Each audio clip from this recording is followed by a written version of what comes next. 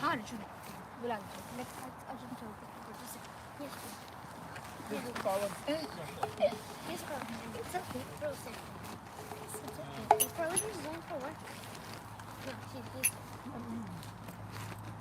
वो scale changer भी है हाँ वो लाउड रहेगा प्रभु का गार्डन मेरे बैग में रखा है so nice मेरे पास एक बैकअप है लेकिन वो नहीं लाए थे नहीं मेरे पास है ये रहा मैं रिव्यू फ्रिज में रख दी नहीं चलेगा somebody break the kartals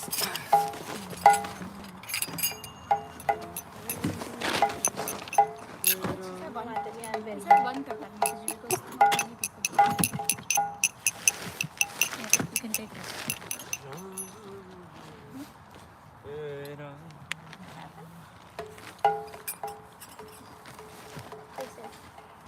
व्यासासन दे मामा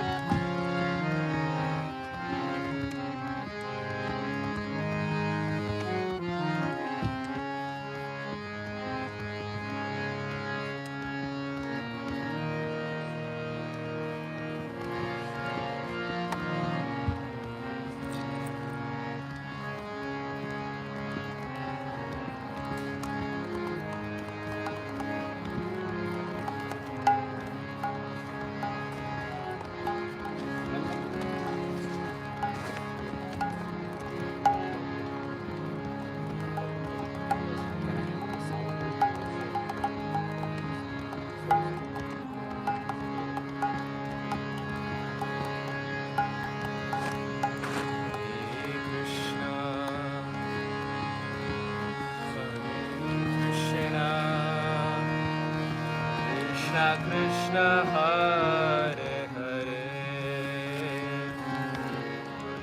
Hare Rama Hare Rama Rama Rama Hare Hare Hare Krishna Krishna Krishna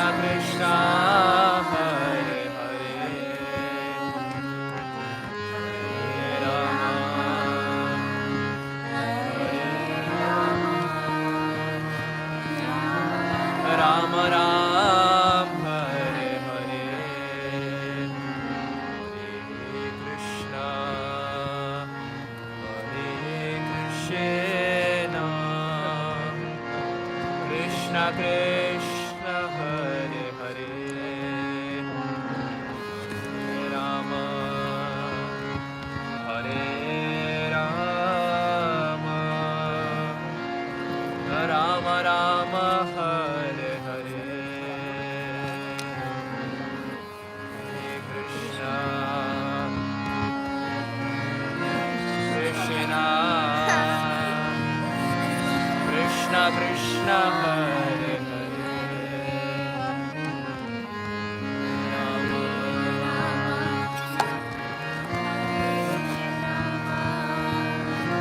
Rama Rama Hare Hare Krishna Hare Krishna Krishna Krishna Hare Hare थोड़ा स्लो बजा थोड़ा slow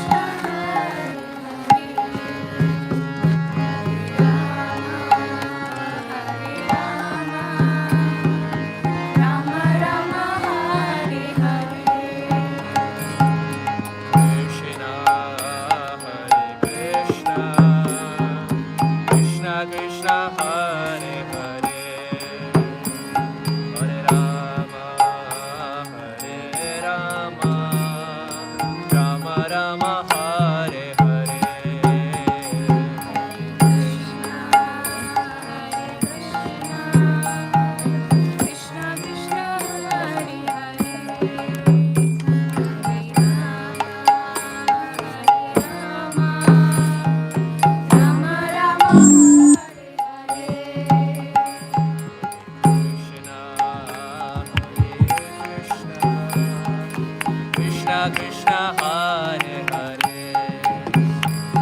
Hare Rama Hare Rama Rama Rama Hare Hare Krishna Hare Krishna Krishna Krishna Hare Hare Hare Rama Hare Rama Rama Rama Hare Hare Krishna Krishna Hare Hare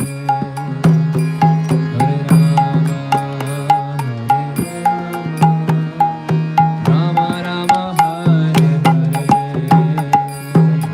Krishna Hare Krishna Krishna Krishna Hare Hare Hare Rama Hare Rama Rama Rama Hare Hare Krishna Hare Krishna Krishna Krishna Hare Hare Hare Rama Rama Rama Hare Hare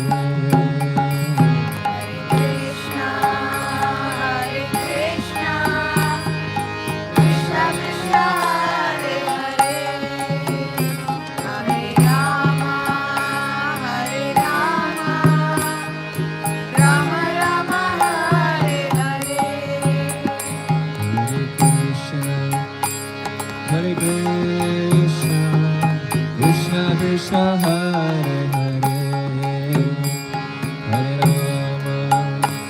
Hare Rama Rama Rama Hare Hare Hare Krishna Hare Krishna Krishna Krishna Hare Hare Hare Rama Hare Rama Rama Rama Hare Hare Hare Krishna Krishna Krishna Hare Hare Hare Rama Rama Rama Hare Hare Hare Krishna Hare Krishna Krishna Krishna Hare Hare Hare Rama Hare Rama Rama Rama Hare Hare Hare Krishna Krishna Krishna Hare Hare Hare Rama Rama Rama Hare Hare Hare Krishna Hare Krishna Krishna Krishna Hare Hare Hare Rama Hare Rama Rama Rama Hare Hare Hare Krishna Krishna Krishna Hare Hare Hare Rama Rama Rama Hare Hare Hare Krishna Hare Krishna Krishna Krishna Hare Hare Hare Rama Hare Rama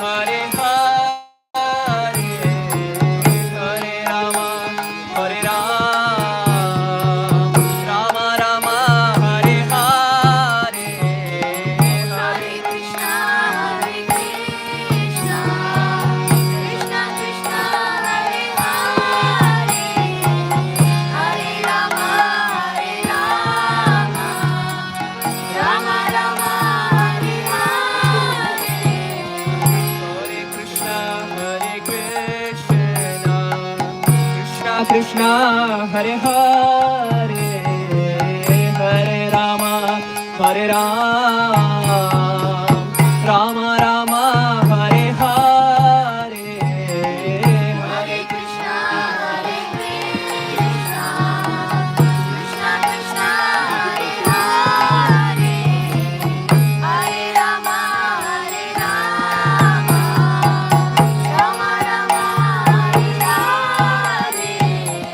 Hare Krishna, Hare Krishna, Krishna Krishna, Hare Hare, Hare Rama, Hare Rama, Rama Rama, Hare Hare. Hare Krishna, Hare Krishna, Krishna Krishna, Hare Hare, Hare Rama, Hare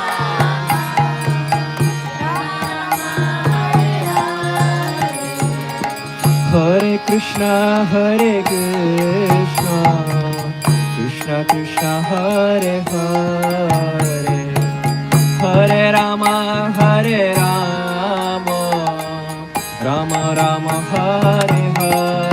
Hare Krishna, Hare Krishna, Krishna Krishna, Hare Hare, Hare Rama, Hare Rama, Rama Rama, Hare Hare. Hare Krishna, Hare Krishna, Krishna Krishna, Hare Hare, Hare Rama, Hare Rama, Rama Rama, Hare Hare. Hare Krishna, Hare Krishna, Krishna Krishna, Hare Hare, Hare Rama, Hare Rama, Rama Rama, Hare Hare. Hare Krishna, Hare Krishna, Krishna Krishna, Hare Hare, Hare Rama, Hare Rama,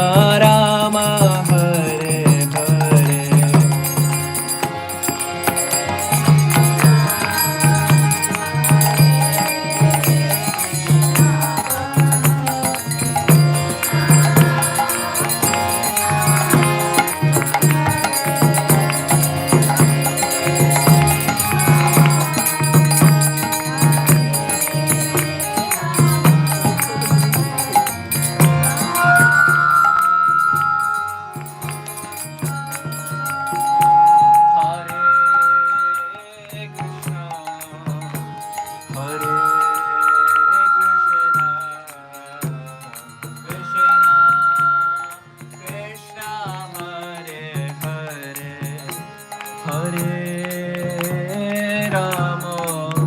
Rama, Hare Hare.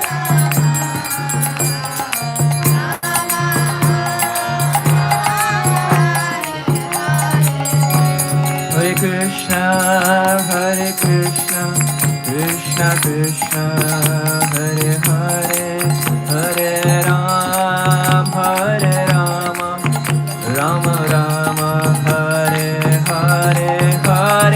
Krishna, Hare Hare, Hare Rama, Rama Rama, Hare Hare, Hare Krishna, Oh Hare Krishna, Krishna Krishna, Hare Hare, Hare Rama, Rama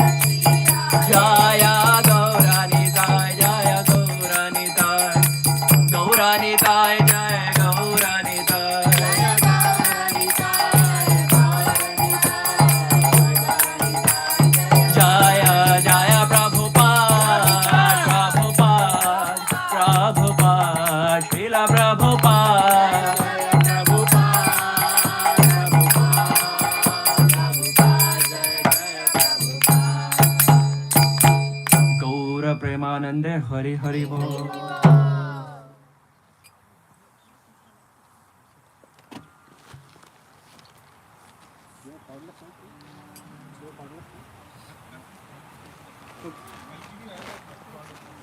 Yeah, can you give me one more?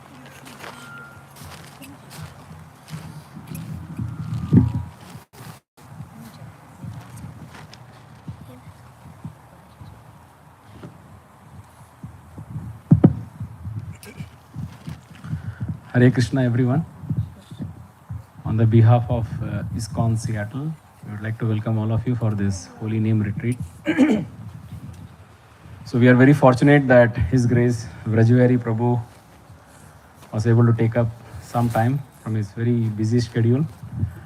And this is something we didn't plan for many days in advance. So, and you know, there was some change of plan. So first and foremost, if there are some shortcomings, please forgive us as a very compassionate Vaishnavas.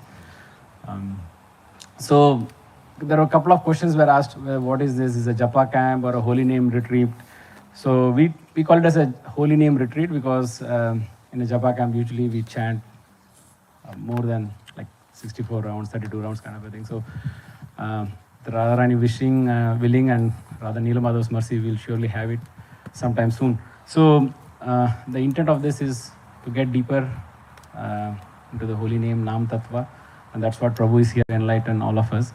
So just a couple of few things as a suggestions is basically see if you can kind of try to absorb yourself during the day, like avoid any kind of unnecessary talking kind of things. Like try to spend more on focusing on the holy name, even when we are not part of the session. Like I know, which I learned this, but I never implemented from His Grace Amrendra Prabhu, brother of His Grace Arjun Sakha Prabhu, is that when you are getting served prasadam also, so it is in Ayurveda it is said that you chew 32 times.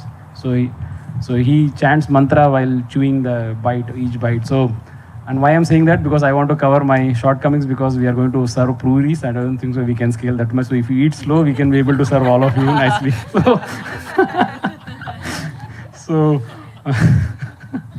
So with that, let's welcome His Grace Vraja Bihari Prabhu very enthusiastically. And he in the first session, he is going to cover how to make chanting a very happy experience. So let's welcome him by chanting Hari Bol 3 times loudly. Hari Bol! Hari Bol! Hari Bol! Actually, when Arjun Sakha Prabhu was doing Kirtan, I was wishing it goes on and on and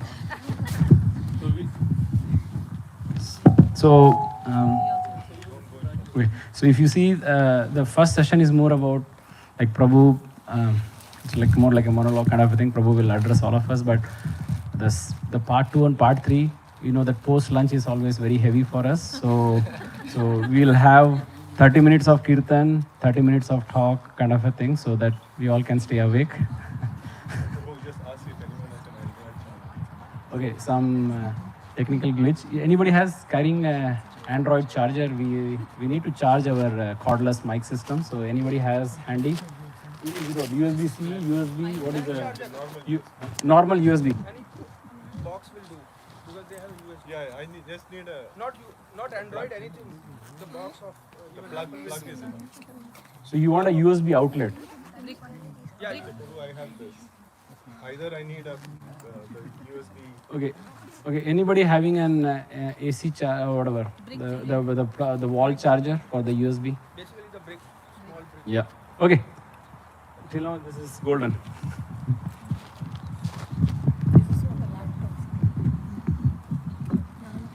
Hare Krishna. You can address the mic. It's okay.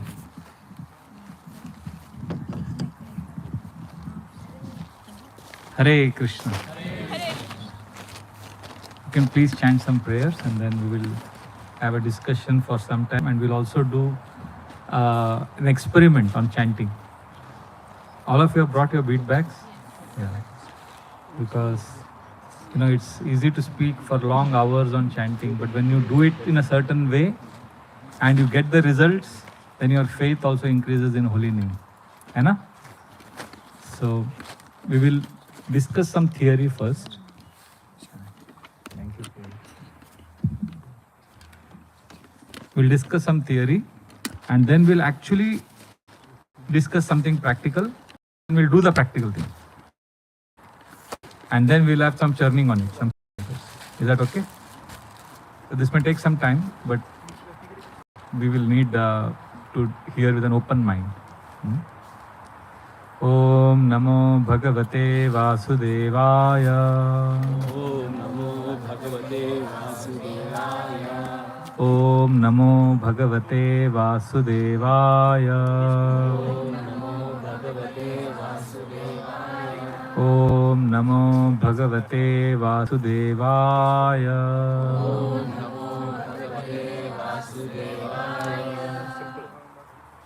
Narayanam Namaskrityam Naram Chaiva Narottamam Devim Saraswatim Vyasam Tato Jaya Mudhiraye Nashtaprayeshu Abhadreshu Nityam Bhagavata Sevaya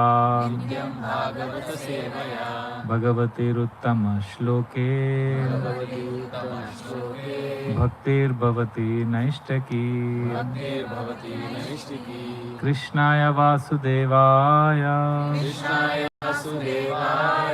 Devaki Nandanaya Cha Nanda Gopa Kumaraya Govindaya Namo Namaha Namo Pankaja Nabhaya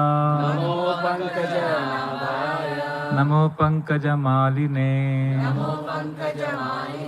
Namo Pankaja Netraya Namaste Pankajangre Om Ajnanatimirandhasya Jnananjana Shalakaya Chakshurun Militam Yena Tasmai Shri Guruve Namah Mukam Karoti Vachalam Pangum Langayate Girim Yat Kripatamaham Vande Shri Guru Dinatarinam Paramananda Madhavam Sri Chaitanyam Ishwaram Nama Om Vishnu Padaya Krishna Presthaya Bhutale Srimate Bhakti Vedanta Swaminiti Namine Namaste Saraswate Deve Gauravani Pracharine Nirvishesha Shunyavadi Paschata Deshatarine Vancha Kalpatarubhyascha Kripa Sindhubhya Evacha Patitanam Pavanebhyo Vaishnavebhyo Namo Namaha Jai Sri Krishna Chaitanya Prabhu Nityananda Shri Advaita Gadadhar Shivasadi Gaura Bhakta Vrinda Hare Krishna Krishna Krishna Hare Hare Hare Rama Rama Rama Hare Hare Hare Krishna Krishna Krishna Hare Hare Hare Rama Rama Rama Hare Hare Hare Krishna Krishna Krishna Hare Hare Hare Rama Rama Rama Hare Hare Yonta Pravishya Mama Vachamimam Prasuptan Sanjivayata Kila Shakti Dhara Swadhamna Anyam Shahasta Charana Shravana Tvagadim Prananamo Bhagavate Purushaya Tubhyam Katanchana Smrute Yasmin Duskaram Sukaram Bhavet Vismrute Viparitam Sya Shri Chaitanya Namanitam Hare Krishna. Thank you for coming for this retreat and organizing this. And we are going to discuss and do some work on Holy Name, our relationship with the Holy Name. And I just want to make some request that please be open-minded and attentive. I know it will be difficult because we are out of our comfort zone. Na? There is one statement I had heard long back, I want to share with you, which I feel is very, very appropriate in today's Holy Name retreat. That is, if you are comfort seeking, you are experience deprived. And if you are experience seeking, you are comfort deprived. Make sense? Anybody can think of any example for this in your own life or somebody's life you've seen? Comfort seeking means, okay, who will repeat the sentence, what I said just now? No, but raise your hand and then you can explain. Yes, Mata. If you're comfort seeking, then you're experience deprived, and if you're experience seeking, then you're Yes. Any examples you can think of for this? Sorry? Following Ekadashi. So what happens there? What is the comfort you are?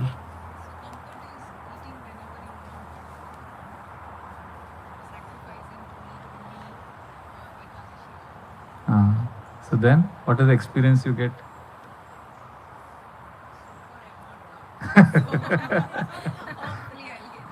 We get experience of Krishna because it is a Krishna's day, Madhava Tithi. So in Madhava Tithi, when we follow Ekadashi vows, we can get experience of Krishna. So every time, can you think of other examples? If you want to visit any new place, new destination, so you have to take some efforts to go there and travel. Correct. Like, you get to get the good experience of visiting new place Yeah. and experience the good experience. But not So go to a new place, there will be discomfort. But then there is new experience awaiting you. Okay, simple example. When we were studying for our exams, school, college, have you experienced when you work hard, you may not be comfortable. You have to give up some comfort, right? But then you get good result. You get good experience. So if you want spiritual experience, then we have to give up some material comfort. Does this logically make sense? Yes. So here also some comfort will not be there, may not be there. But if we just tolerate and focus on the spiritual part, then guarantee we will get an amazing experience. Like especially when the kirtan is going on, we'll have in the afternoon kirtan and discussion. You will see that if you are present, your life will change. I have been doing this in our Mumbai congregation. From 2009 we started every month, 6 hours, once in a month, 6 hours kirtan. So how that program works is called Kirtan Shravan Yajna Sankalpa. So where we first come together, we make a sankalpa. We make, like in Yajna, you sit for the whole Yajna, right? So we say this is Sankirtan Yajna. So we first make a sankalpa. We offer Pushpanjali to the entire parampara and then we take a sankalpa. Wow. That for the next 6 hours, we will not get up from here. Unless we have to go to the bathroom. But we will not do our phone, work, nothing for 6 hours. So only Shravan and Kirtan, which means one devotee will sing Kirtan for 30 minutes. Then one of the devotees will speak on holy name for 20 minutes. Then Kirtan, holy name, Kirtan. 6 hours goes like this. Because there is mixture of Shravan, Kirtan. And then at the end of it, like devotees are just sitting like this. Generally, you may be desperate to get, if the class is long, we get desperate. If the kirtan is only going on, then also we get restless. But when there is a combination, it works wonders. And initially there is discomfort. Mind starts protesting. Get up, go. But if you tolerate, and if you understand this principle, that if you want a spiritual experience, be ready for some discomfort. Is that okay? So we will follow this rule. And also some very important things, as we are going to discuss on holy name. Generally, devotees who are sincerely chanting for many years, after some time we get trapped by mechanical chanting. Anybody feels their chanting is sometimes mechanical? Always. Thank you, all of you. We are on the same boat, so I feel comfortable talking to you. So, holy name, Krishna loves to play hide and seek with devotees. Krishna is not so. If holy name was so easily available, then we will not value it. So now it's little difficult, but Krishna is, through his parampara, through the devotees, has given us some very simple rules, which we will discuss today. And then you will have to practice it for half an hour. Japa. Are you ready for it? Okay. So I will first discuss theory, or first we should do, okay, theory is good. No. We'll do practical first. Generally we give theory and then practical, right? But first we'll do something practical, then you experience it, then when I speak the theory, it will make sense. Otherwise, theory class, you may think, all this we have heard. There are two kinds of holy name classes I have seen in ISKCON. One is the inspirational talk, where we sing glories of holy name, pastimes of holy name, and how dramatically lives have changed. For that inspires us to chant. That is one kind of presentations I have seen. Second is where devotees are already knowing the glories of holy name, but they are looking for something practical by which they can improve their relationship with the holy name. So today's entire day will be dedicated to the second type, where I'm assuming all of you are chanting for some years, because I don't want to give you a pep talk. Chant holy name, because you're already chanting. You are saying, but how to chant? Right? So we will discuss some more practical things. But one very, very important clarification. Sometimes devotees are so excited by practical things that they forget the most important rule, that holy name cannot be controlled by our techniques. Krishna is supremely independent. We are not discussing these techniques because we want to control the holy name. These are offense. If you think, okay, Prabhuji is going to share 5, 6 techniques, I'm going to master this technique, then every day my chanting will be great. This is yogi. Yogis are like that. Yogis want to control the mind. Yogis want to have complete control and all that, Very dangerous. We are not yogis. We are bhakta yogis, bhakti yogis. Our mood is we want to please Krishna. So all these techniques we are learning so that we can make Krishna happy with our chanting. Is that very clear? Because as the discussion goes on, we'll get excited by some of the techniques. Please don't get excited. Be prayerful. Because we are not controllers. We are servants. Only then we can experience Krishna's love in our heart. I hope this is very, very clear. Okay, I'll not repeat this, but I hope you will remember this. Okay? So we are going to discuss practical techniques, but in the mood that we want these practical techniques so that we can chant for Krishna's pleasure. Okay? So first I'm going to speak some practical techniques, like 4 or 5 techniques, and then we'll chant for half an hour using those techniques. And then after that half an hour chanting, then we are going to discuss the philosophy behind it. Because see what happens, there are neurosurgeons who have done a lot of research on the brain. We will discuss that also briefly. Then we will discuss what Yoga Sutras speak about mind and brain. And then we'll also discuss what Rupa and Sanatana Goswami have told us about the brain and mind. So then we will see there is a correlation, there is a, there is similarity between all this. So everything is pointing out to these techniques which we are going to now practice. And I'm going to give you 4 or 5 techniques, just like, sometimes in Prasadam, the Prabhuji or Mataji, they cook 5, 6 sabzis. And then you have a choice while eating chapati, whether to eat with one sabzi or all sabzis or mix. Similarly, I will share 4 or 5 techniques. And then in that half an hour of experiment, japa chanting, you can try all the 4 or combination of 4. That is up to you. But the first technique is one of the most powerful ones given by His Grace Burijan Prabhu.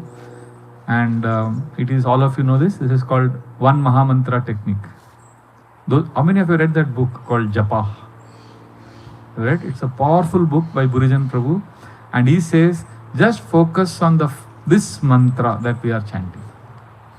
Like I have the bead bag with me. And when I'm chanting, we have to focus on this one mantra. Where is my feedback? Okay, it's inside. So it is very easy. My mind will wander here and there.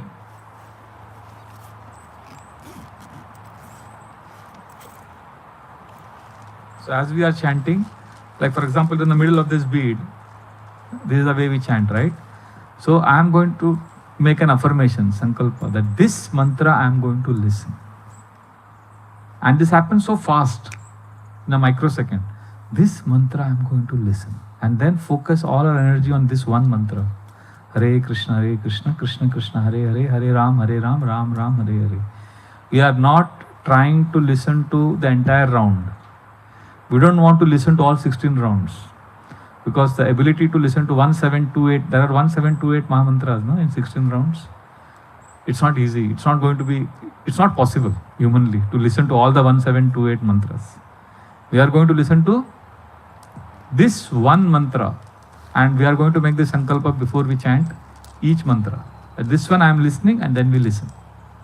This is a Buddhist technique, Gurujan Prabhu says, and that how they have a point about listening, just being present, mindful, being with the holy name. That is first technique.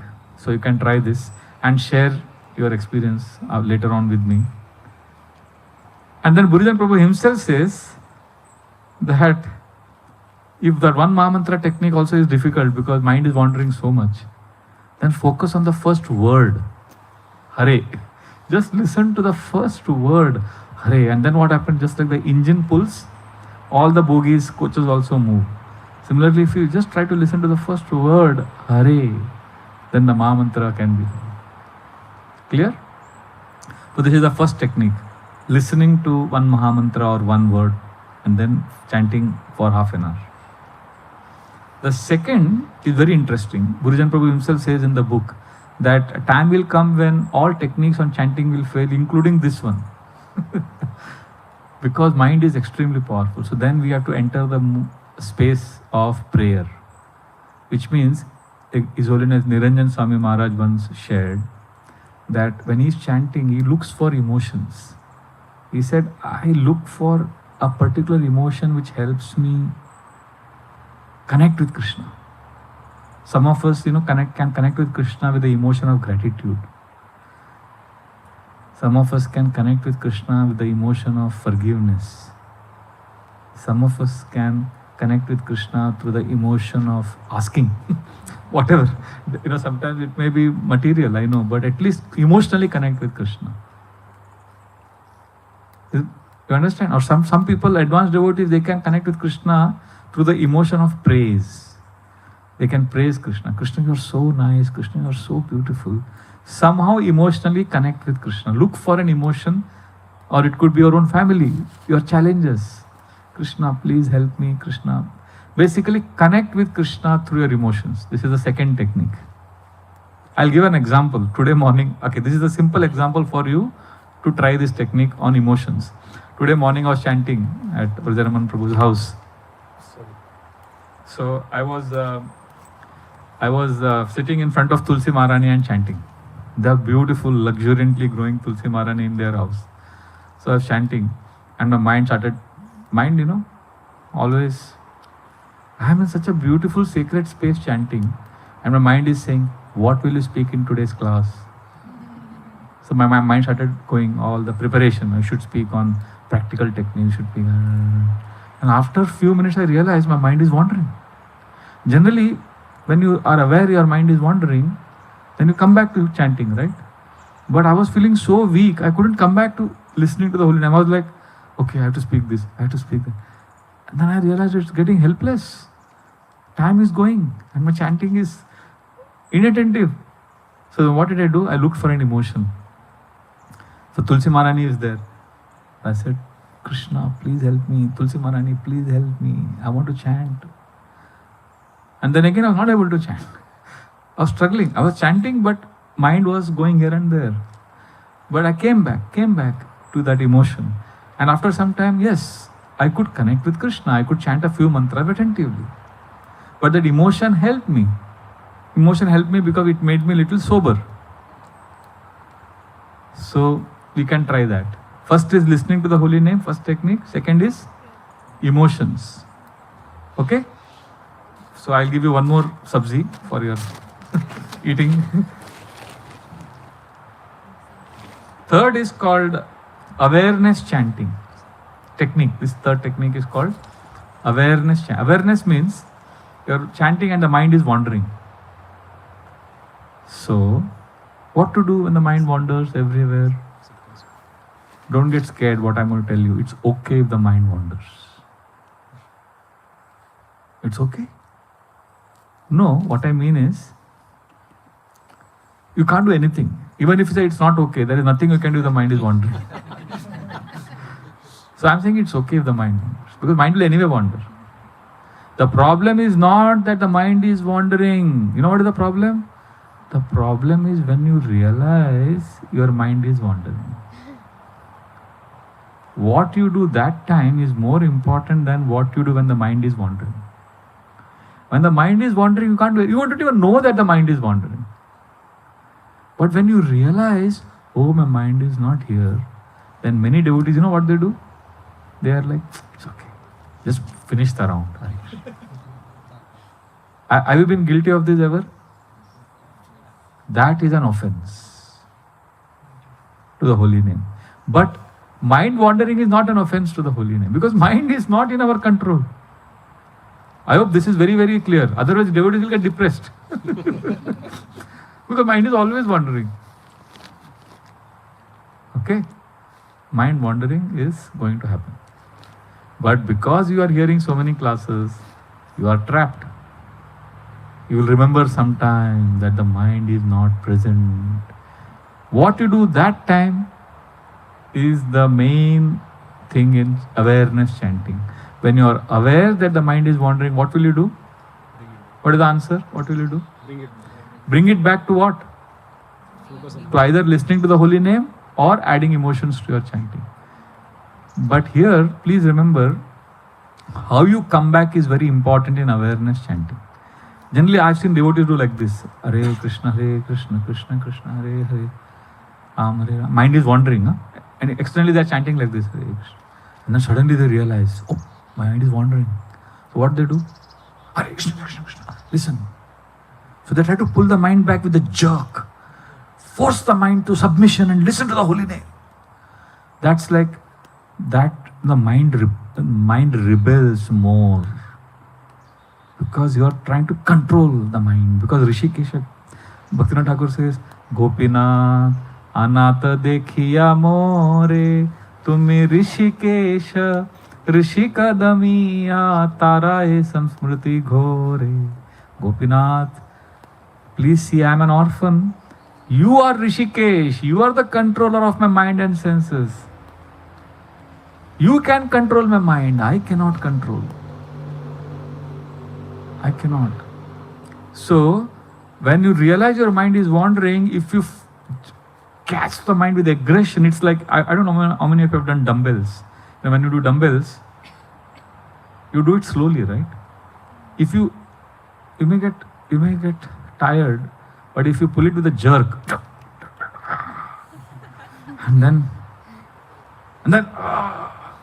what will happen? You will injure your muscle and all that, bone, everything. There may be some fracture also. So many times our brain also gets fractured by aggressive control, trying to control the mind aggressively.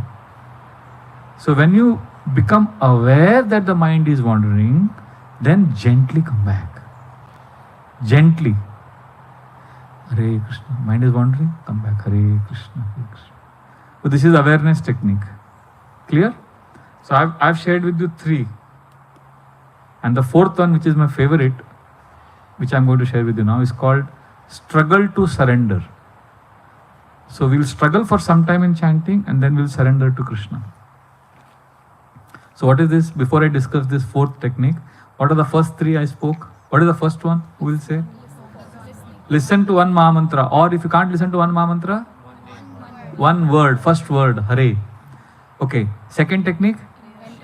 Emotional. Bring your emotions. Let us say you are very attached to your child. Krishna, please help me.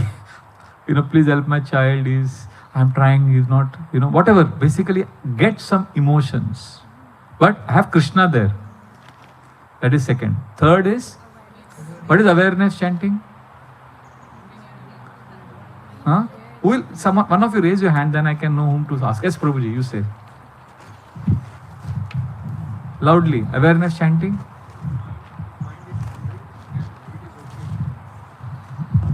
The concept is, if the mind is wandering, it is okay, but how we bring it back, that is more important. So you gave the example of dumbbell or weights. If we do jerky, we injure ourselves. Similarly, if we bring the mind immediately, that will hurt us. So we have to bring the mind slowly and back to the awareness. Yeah. So the whole idea here is, we can't stop mind from wandering. Remember that. But when you become aware, when you remember that the mind is wandering, then gently come back. That is the third. And what is the fourth technique? Struggle to surrender means, when you start the round, okay, I'll start now. So you are going to listen to the holy name. Just listen. Hare Krishna, Hare Krishna, Krishna Krishna, Hare Hare. Full concentration, focus. Mind will wander, but actually struggle to put the mind on the holy name. Actually, we have to struggle in this first maybe 1 minute or 2 minutes. It takes how many minutes for one round? Some of us take 7 minutes.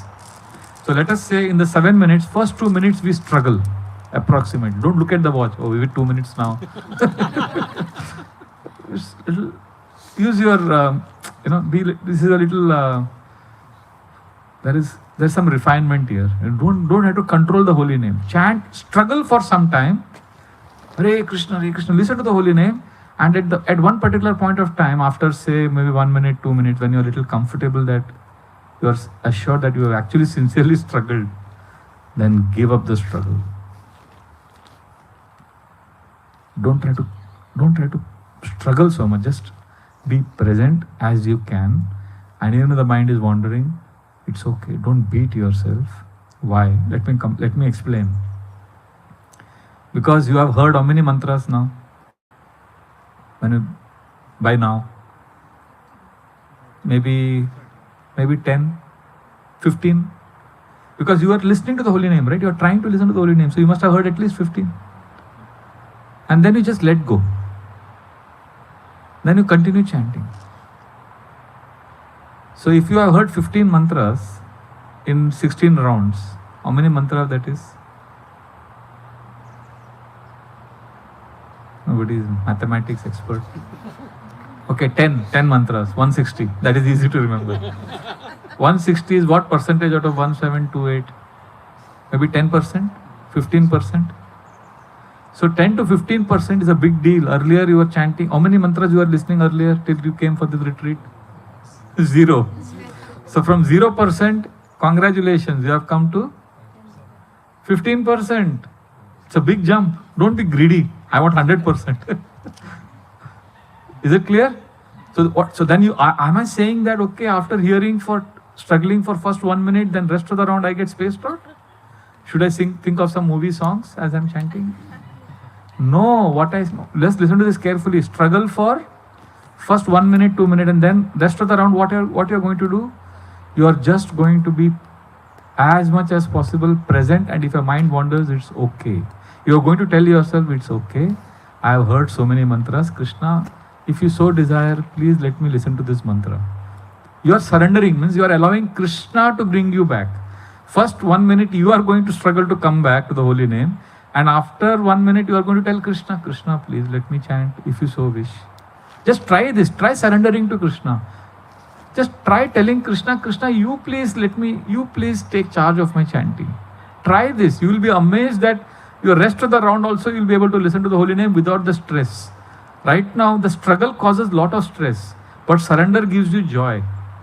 Because surrender, you are telling Krishna to take charge of the chariot of your life.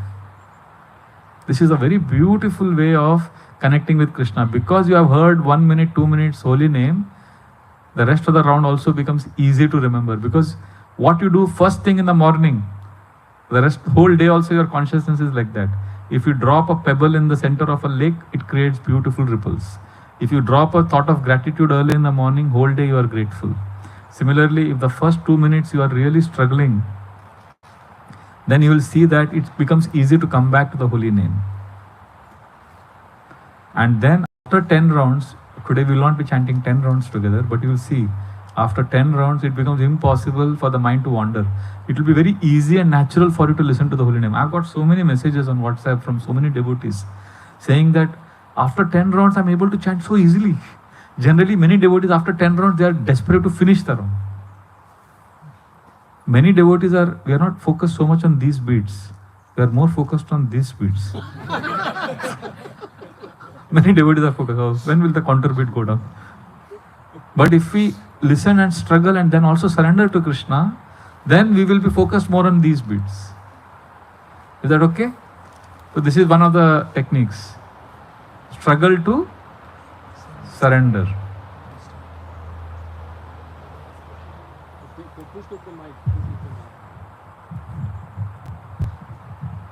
Prabhu, some clarification here. So, struggle to surrender. So, is it okay to be aware that now I surrender? I'm trying to surrender to Krishna. I know that my mind is wandering. So, in that case, do I need to bring the technique of being aware or focusing on the first one, like focus on the one mantra? I'm a little confused there. If you can help me with that.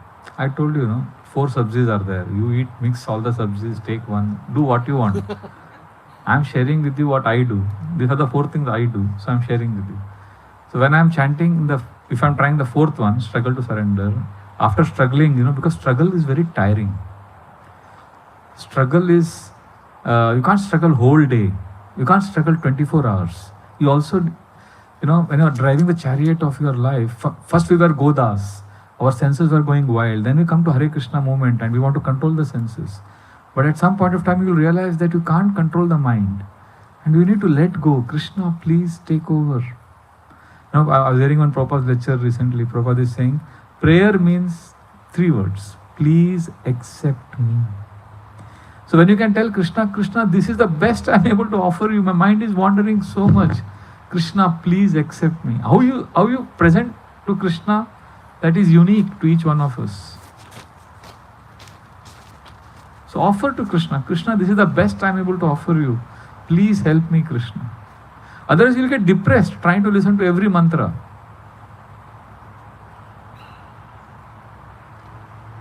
So you are saying in this technique then, once you have surrendered, then don't worry about anything. Like, okay, Don't worry. Don't beat yourself. Okay. Try to listen to the holy name. But today this is what happened. When I was sitting in front of Tulsi Maharani and chanting, my mind was repeatedly preparing for today's lecture. And I was feeling so disgusted with myself because I am supposed to take shelter of the holy name. I am not a preacher. First I am a sadhaka. I am supposed to take shelter of Krishna. So at one point of time I realized this is too much. So Krishna, this is the best I am able to offer you today. Hare Krishna, Hare Krishna. That act of surrender made it easy for me to listen to the holy name. Because authenticity is what Krishna is looking for. Your ability to tell Krishna that, Krishna, I am yours. Krishna, I can't do this. Because when we are struggling, when we are listening to the holy name, we are trying to, in one sense, get the holy name in our grasp. But please remember, holy name is not achieved. Holy name is received. Holy name, Krishna is not, pure bhakti is not achieved. Pure bhakti is received. So when we are struggling, it is pleasing to Krishna because we are struggling. But at some point of time, we have to give up that struggle and Krishna, I tried best. I surrender to you, Krishna, now. And when you do that, you will experience in your heart, it's very easy to be listening to the holy name. You will be yourself amazed. Arey, surrender makes everything easy because you are letting go of the ego. And then as the round ends, again the next round we begin with struggle. Krishna, I want to listen to the holy name. Krishna, I am your servant. Hare Krishna. And at some point of time, give up that fighting with the mind, pulling the mind back. Just surrender. Krishna, I am yours. Krishna, please accept me. Prabhu, I have another question on the emotion. I have heard devotees saying that it's okay to think about the Krishna's pastime. But I've heard other devotees saying that no, right now you should focus only on the name, holy name. Can you elaborate on that? See, ena kena prakarena manah Krishna niveshe. Somehow or other, fix your mind on Krishna. Ultimately, what we want to do in chanting, we want to listen to the holy name. That is the ultimate goal. Why? Because we want to listen to what Krishna wants to tell us. Otherwise, generally, we are telling Krishna, no, I have this problem, I have this problem. In a relationship, if you love someone, is it that only you are talking and your partner is listening? If you really love that person, you will listen to that person also, no? So you ask yourself, in a relationship with Krishna, how much time you are listening to Krishna and how much time you are speaking to Krishna. So how do we listen to Krishna, our true lover? By listening to holy name. Because same Krishna has come in the form of holy name. So ultimate goal is what?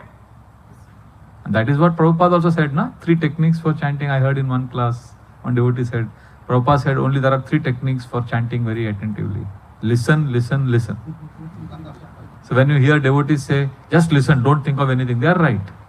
But my understanding is, it's okay to think of Krishna's pastimes.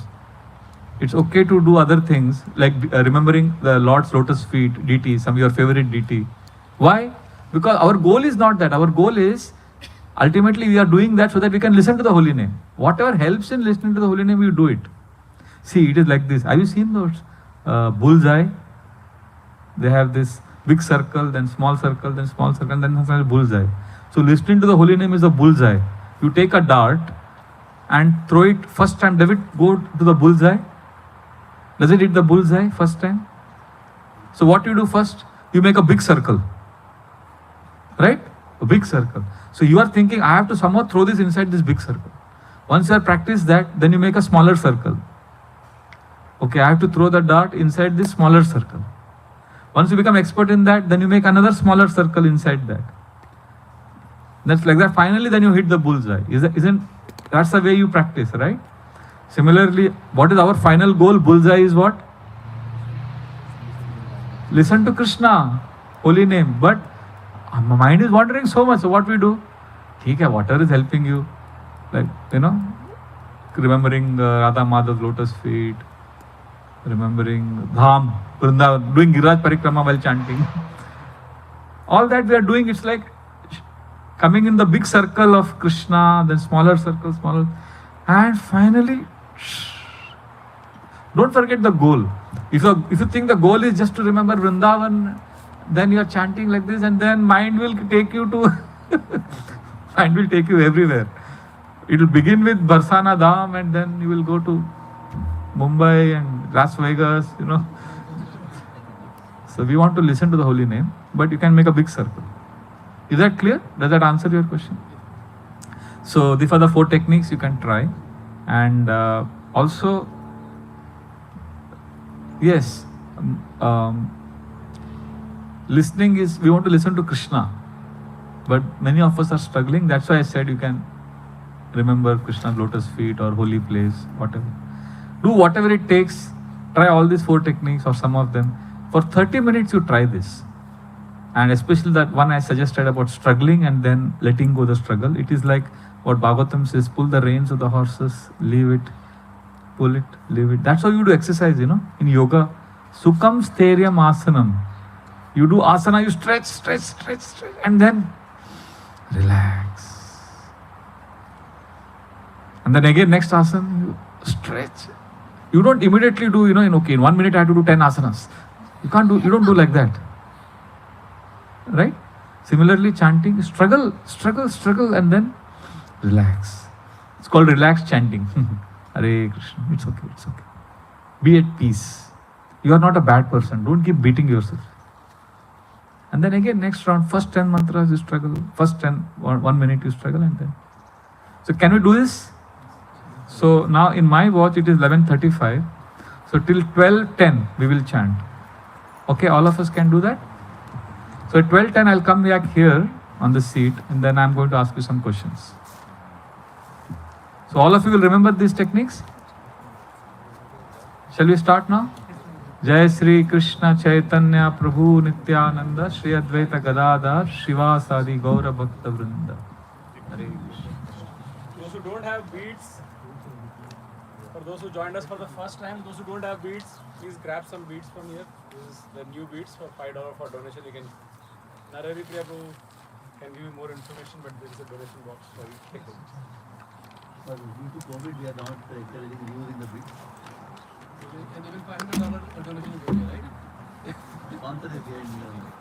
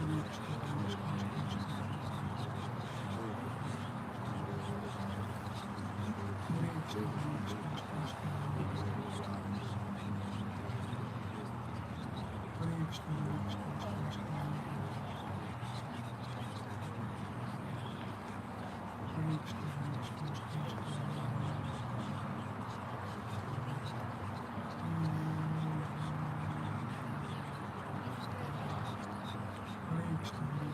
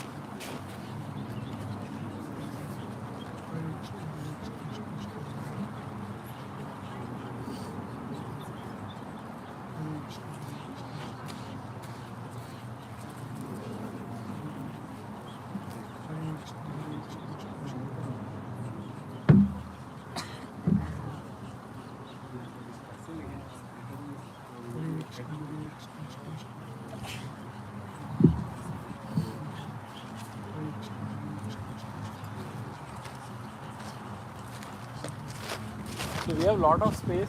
If you want, we can move forward also.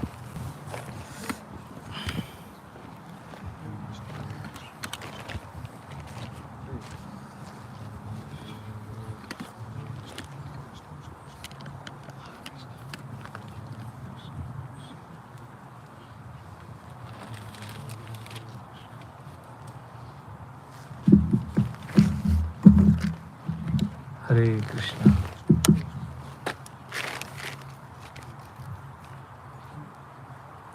Thank you for chanting 4 rounds. So you can see a difference in the quality based on what we discussed. Right? So we began today's session by discussing one sutra for experiencing Krishna in our chanting. What is that sutra we discussed? Who will answer? You have to raise your hand if you know, if you remember the answer. Don't answer without raising your hand. We discussed one important sutra. We began the class today morning with that sutra. If you remember this sutra, then we'll get. Yes, Mataji. Please use mic. Please use mic. Huh? Please use mic.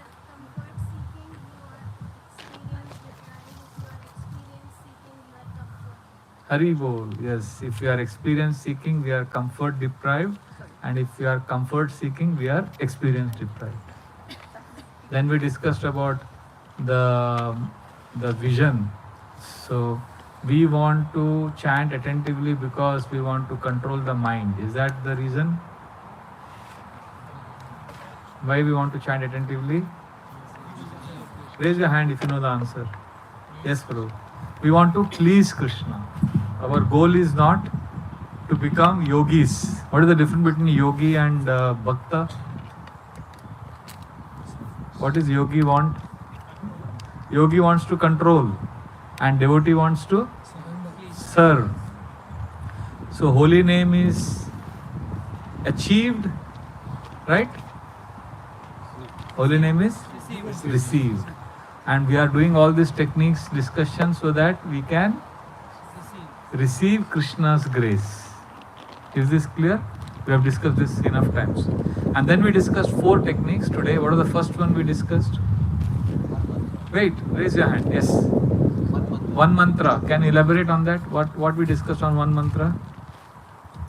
We can make sankalpa saying that I'll focus on this one mantra that I'm chanting now. Yes. So And one mantra at a time. And if we can't do that, then at least the first word of the mantra. yes, first word of the Hare Krishna mantra. Thank you. And what is the second technique we discussed? Yes.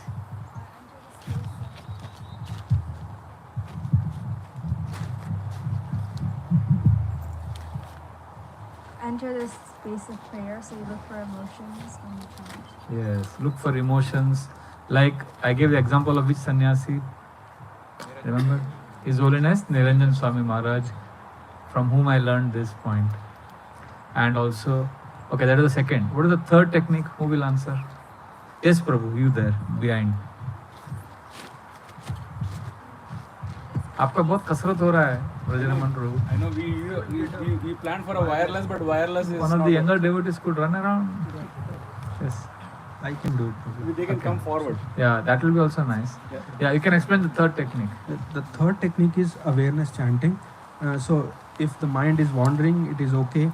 And what you do is, when you realize that the mind is wandering, bring it back. But how you get it back, that is super important. So we have not to give a jerk, but we have to give it back, get it back very nicely, and it should be a pleasant experience. So that's what you told. Okay, awareness chanting. And what is the fourth technique? Yes, bro. Struggle to surrender. Struggle to surrender means what?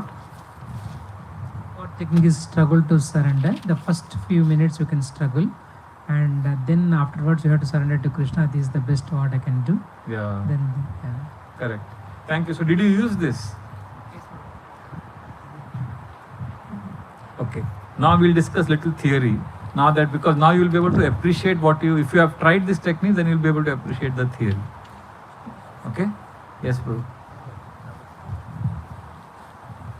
Prabhu, as I was trying, I figured that I can't surrender, it seems. Every time I'll give it to you, Krishna, and then my mind will become self-aware, and I'll again start focusing on that. So what really surrender really means, if you can really explain a little bit? Or help Surrender means stopping this analysis. That is surrender.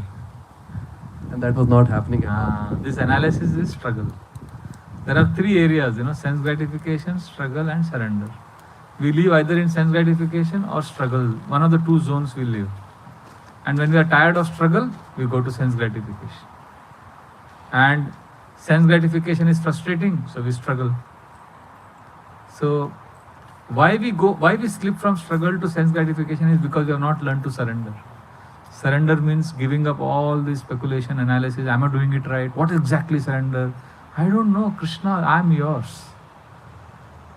Because all that we have heard, learned, we will forget at some point of time. His Holiness Kadamba Kanand Swami Maharaj, I remember when he had just taken sannyas. He was Vanaprastha earlier. In 97 he took sannyas, and I remember after his sannyas he came to Chowpatty for some time, and all of us were surrounding him and he was giving class. And I remember one of the first sentences he said, it has hit me so hard that I haven't forgotten since last 25 years. He said, struggle, determination, all of this is a temporary resource. He said determination is temporary resource because time is more powerful than your determination. Just surrender to Krishna. So we have to learn to surrender to Krishna, where we stop this trying to fix things and trying to understand and grasp everything. We can't. If holy name and Krishna were understandable completely by our limited senses, then we would be greater than God. God has to be by definition beyond our comprehension also. So some things has to be abstract. If everything is tangible and decipherable, if everything is quantifiable and specific, everything is logical, that means our logic, our attempt, that's all greater than God. God has to be by definition somebody who we cannot understand completely and grasp completely. So holy name will bring us to submission. Holy name will make us humble and helpless. That is success. You are in a position while chanting today where you are helpless, you couldn't understand. That was the time you had to tell Krishna, Krishna, I can't figure this out, I am yours. Hare Krishna, Hare Krishna. So this is surrender actually. We get trapped by struggle all the time. Because that is not our fault. We have been trained, from childhood we are trained to struggle 24/7. But sometime we have to spend in no struggle zone.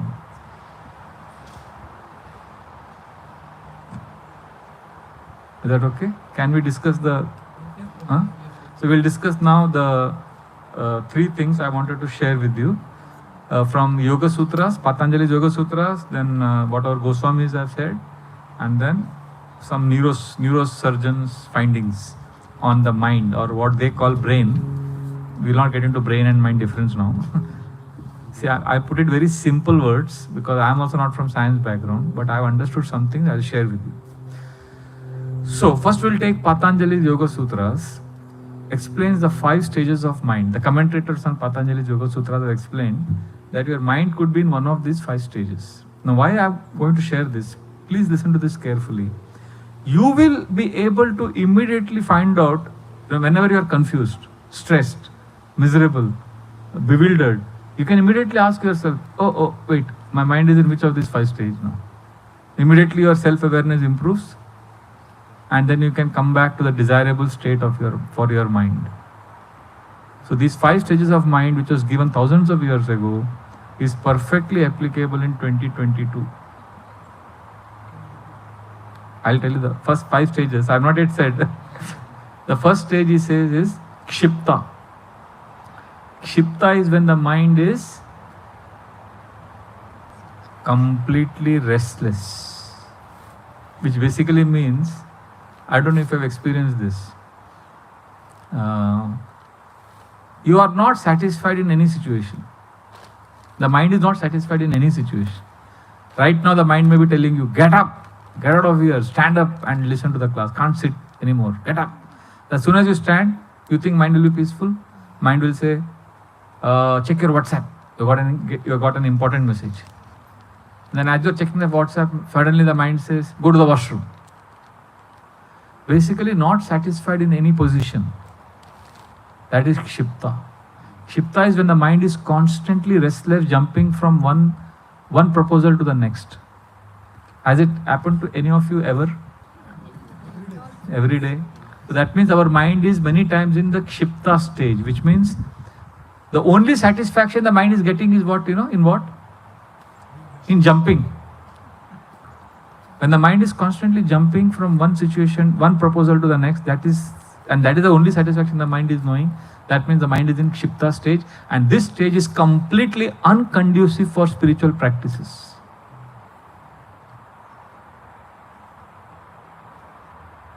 Like you are watching television, the remote is on, and got bored. So you want to change channels. And the only happiness you are getting is in changing channels. That means your mind is in Kshipta stage. And then you want to check your Facebook. And it's not that you are happy checking Facebook. You want to do something else. Then suddenly you say, let me go and play cricket, or let me go and play some sport. You go out. As soon as you go out, the mind says, go back inside. So if this is happening a lot, that means your mind is in Kshipta stage, and it will be very difficult for us to chant attentively. So we have to learn to take care and do something with our mind. When I was a new devotee, sometimes devotees say, Prabhu, how can I know I'm advancing in spiritual life in my chanting? Because I remember, His Holiness Satswarup Das Goswami Maharaj.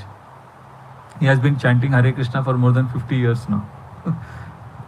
So, 55 years. Once he came to Chowpatty few years back, and I remember one devotee asked him, Maharaj, what is your biggest realization on holy name? Because chanting for 50 years. And he said something beautiful. He said, I can't tell you about any lofty realization, but I can tell you one thing. That when I chant, I feel shelter. I feel safe. I feel a sense of belonging. I feel I have to be here only. This is our goal. When chanting, we want our mind to be with Krishna. But if our mind is too restless, running around everywhere, chanting becomes very difficult. So, if you want to know whether you are advancing in spiritual life and your chanting is good, then at least one thing you should know, if you can be comfortable with the holy name. You may say, but I don't have taste. That's okay. You may say, I'm getting bored while chanting. But are you comfortable in that boredom and with the holy name? That means you're advancing.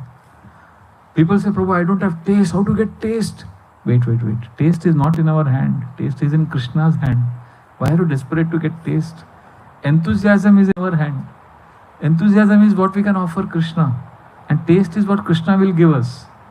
So what is enthusiasm? Enthusiasm means even when you are bored, you are with the holy name. Not getting up, not running away, not jumping to another end. That means mind is in Kshipta stage. So just being with the holy name.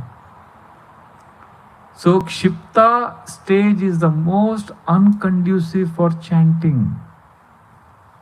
Do whatever it takes to be peaceful so that you can chant. Like, when I was a new devotee, I used to chant Hare Krishna. because I wanted peace of mind. That was the goal. I don't know if many of you had this goal. When you are new, we come to Hare Krishna, we chant Hare Krishna because I want to be happy. I want to be peaceful. That is a goal, right? How many of you have had this goal when you are new in Bhakti? That I will chant Hare Krishna and then I will become happy, right? But I know many devotees, now they tell me, this shows that they are advancing. They tell me, Prabhuji, I want some peace in life. I want to be a little happy. Why? So that I can chant Hare Krishna. There's a big difference. Are you seeing? In the first stage, what was there? I want to chant Hare Krishna so that I can be happy. The goal was my happiness. Now, after some years, these devotees, they want some peace. That's why they do pranayam, yoga. Sometimes, devotees are bewildered. Why after so many years this devotee is doing pranayam, yoga? Why is he not chanting more? He is doing pranayam not because that is his goal. He is doing so that his mind is not in Kshipta stage, so that his mind is little peaceful. And his goal is not to make mind peaceful. The goal is he wants to chant Hare Krishna. There is a big difference. Earlier chanting was the means and happiness was the end. Now happiness is the means, so that chanting is the end. So therefore, don't judge devotees who are going to gym. Some devotees are doing exercise. Some devotees are very advanced. Anyway, so first is what? Kshipta stage. Kshipta stage is what is the translation for Kshipta? Restless. Monkey mind. Have you ever seen monkey doing dhyan? Monkey is jumping everywhere. Markatasya surapanam yata vrishchika damshrakam tan madhye bhuta sancharo tadva bhavishyati. Markatasya, monkey is restless, right? But imagine monkey surapanam, along with being restless, the monkey is drunk also. Then what will happen? And then vrishchika damshrakam. And then imagine that monkey, first of all monkey, restless. Secondly, is drunk liquor. And third, a scorpion has bit him. And then fourth, tanmadhye bhuta sanchara, and the ghost has haunted him. Then what will happen? Yadva tadva bhavishyati. Then you can imagine what the monkey will do. So that is our condition. Our mind is kshipta, completely crazy. So then the second stage of the mind is, see, in this kshipta stage, the only happiness we experience is in change. The constantly changing from one, that seems to be your only wanting to do. That is the only thing that is giving you some peace. That means your mind is in kshipta stage. Not happy with any situation. Second is mudha. Mudha is a stage where mind is very sluggish, slow, sleepy, dull. It's like this. I don't know if you are chanting like this ever.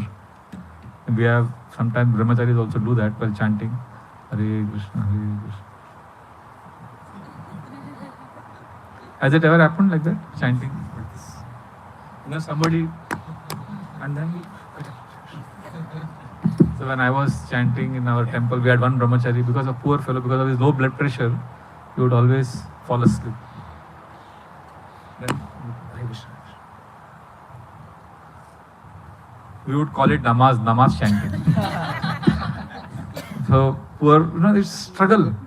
But mudha is when you are falling sleepy. Whenever Krishna Katha is going on, one devotee I know, whenever Bhagavatam class is going on, he feels sleepy. And then he stands up because he doesn't want to sleep in class. And while standing also he feels sleepy. Then he walks in the class, in the behind temple hall, he walks. That is how sincere he is. But mudha is that symptom, the characteristic of the mind. When, see, if right now if the class is, okay, Prabhu, we are going to glorify you. Will you, if others may sleep, will you sleep? So when we are glorified, we don't sleep. But if Krishna is glorified, let's just imagine I give a class now for 1 hour only describing Krishna's qualities.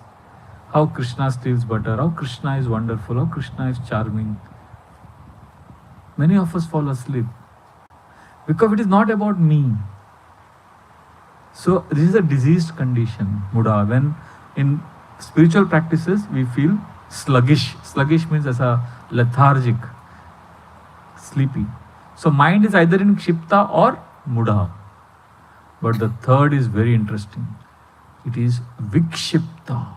Vikshipta is visheshikshipta, which is completely mode of passion, where there is concentration. It appears as if the person is really focused. But that is rajasic focus. That is also not conducive for spiritual practice. Where a person is concentrating, struggling, but it is all about struggle. There is no peace there. That is why, the technique I said, the fourth technique, struggle to surrender, was to help you understand that vikshipta is a temporary situation. We can't be in vikshipta is when you are chanting and you are chanting like this. Have you ever seen anyone chant like this? It's like he's really fighting hard, struggling. I mean, it's okay to struggle like that for 1 or 2 minutes, but if you're going to chant like that whole day and every day, it's more of a theatrical performance. His Holiness Bhakti Vigyan Goswami Maharaj, I strongly recommend you hear his classes. He's a scientist and a sweet Vaishnava. I mean, it's like an amazing combination. He's full of heart and emotions and also scientific brain. So he has given one class on this, 5 stages of mind. Maybe later on you can hear this class. It's on YouTube. 5 stages of mind by Bhakti Vigyan Goswami Maharaj. So he says, in Vikshipta stage, I love this statement. He said, in Vikshipta stage, a person is struggling so much in his chanting that Krishna also doesn't know what he is doing. He says, even Krishna is confused what you are doing. You are like struggling hard. Hare Krishna, Hare Krishna, Krishna Krishna, Hare Hare. I realized this some years ago when I was chanting one day in temple hall like this. I was actually chanting intensely, struggling. Sunday morning. Hare Krishna, Krishna Hare Hare, Hare Ram, Hare Ram.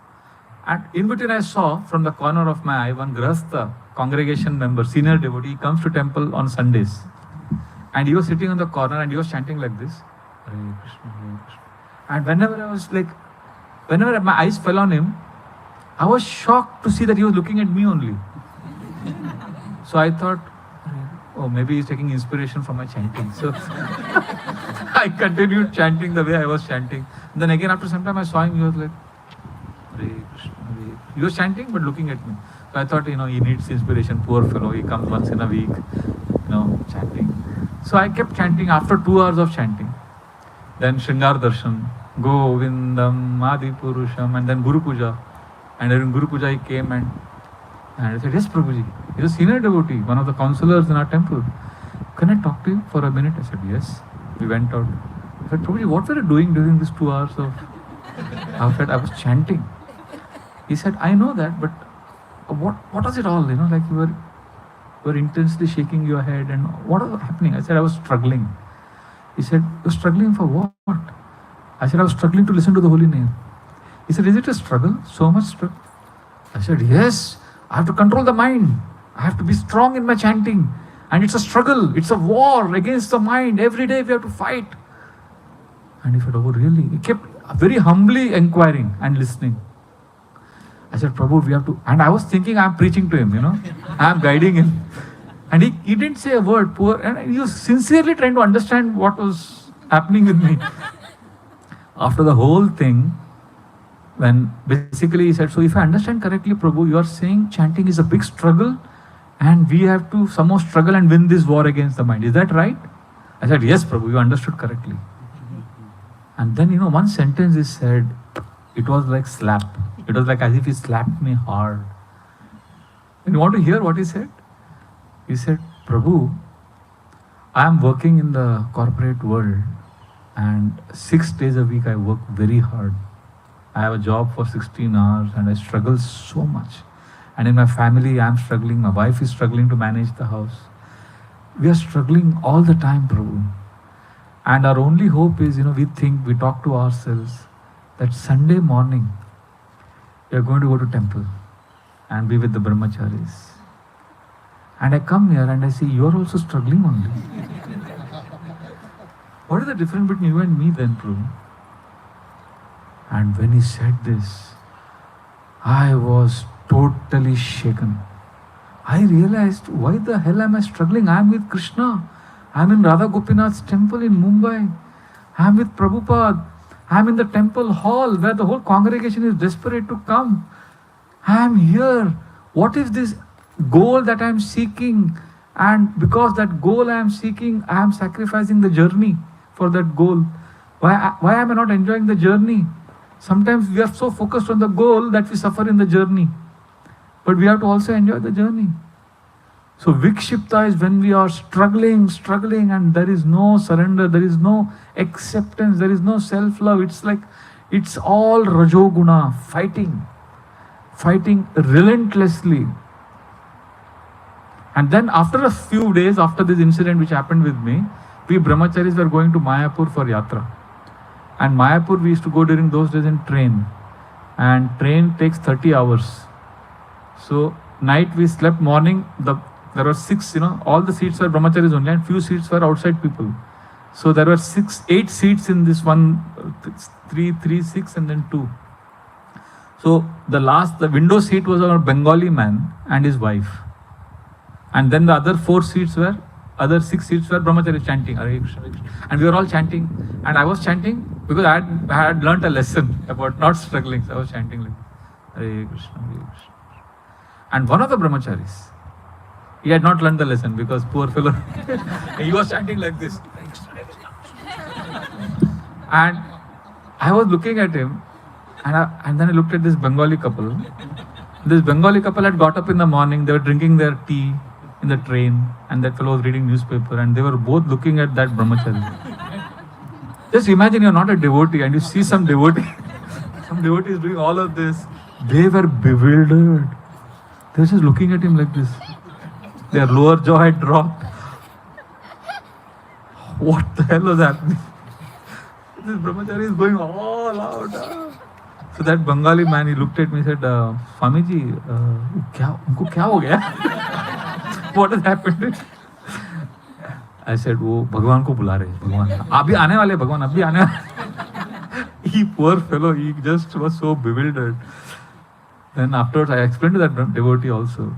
So many times, we are in our own world as devotees. We don't realize, because we don't see from the other's perspective, we are lost and we think we are pleasing Krishna, we are doing great things.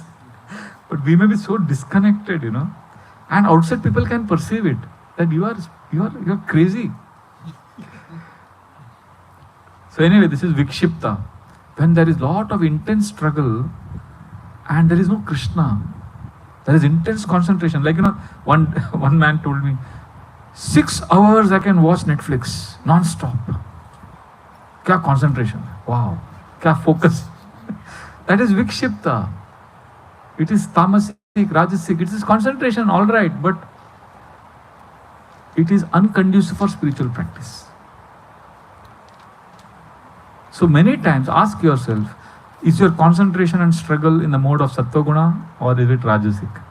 If it is rajasic concentration, then it is vikshipta.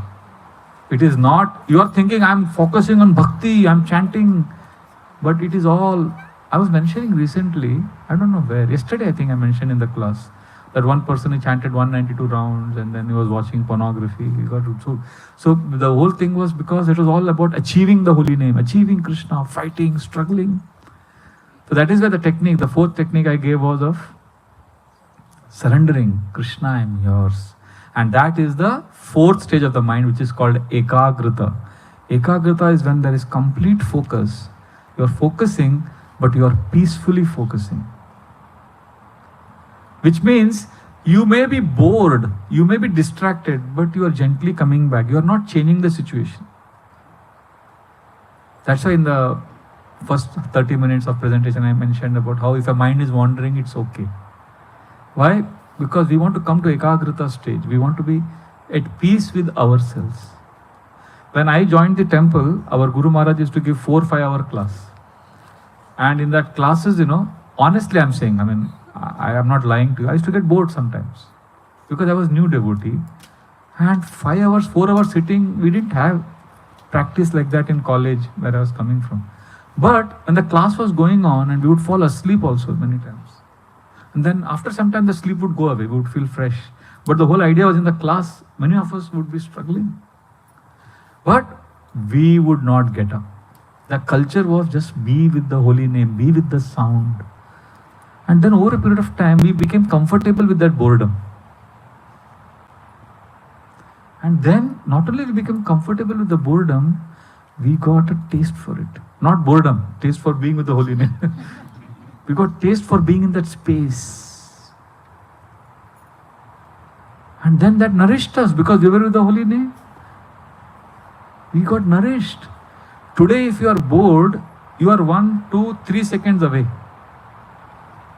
from distraction. We are not taught to embrace boredom. We think boredom is bad. And because boredom is bad, we distract ourselves with smartphone.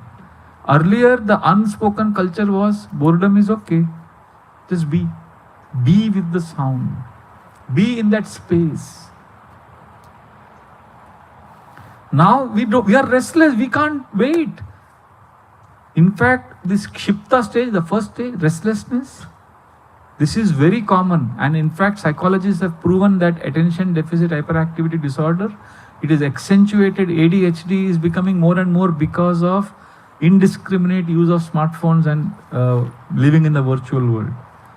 There is a strong correlation. And then Vikshipta is not helping either because it is all virtual. We don't know how to live with pain. We don't know how to embrace discomfort. That is why I began today's session with that sutra. Comfort seeking means experience deprived. We have to learn to be comfortable with discomfort. It is uncomfortable, I know it is painful, but we have to learn to embrace that pain. When I joined the temple, this Nirjala Ekadashi, have you done, anyone? Pandav Nirjala Ekadashi. No water, no food. So the morning Dwadashi, we are also weak and we are counting when we'll get that lemon juice and when we will, and that Mangalarti is such a challenge. And that Tulsi Arti, when we chant, Yani Kani Chapa Pani, and we are like, Pani, I want Pani. And we are waiting. But during those days, because the culture was to embrace pain, the culture was to be in ekagrita, our mind was trained, we didn't know that, but our mind was trained to be in ekagrita stage. Just be present. So what happened? The Bhagavatam class, we would wait for, the Bhagavatam class would end at 9 o'clock and then we would go and take. Can you imagine? Everybody is in the morning program after having fasted for 36 hours. Nobody is running away to their own place to drink nimbu pani and eat.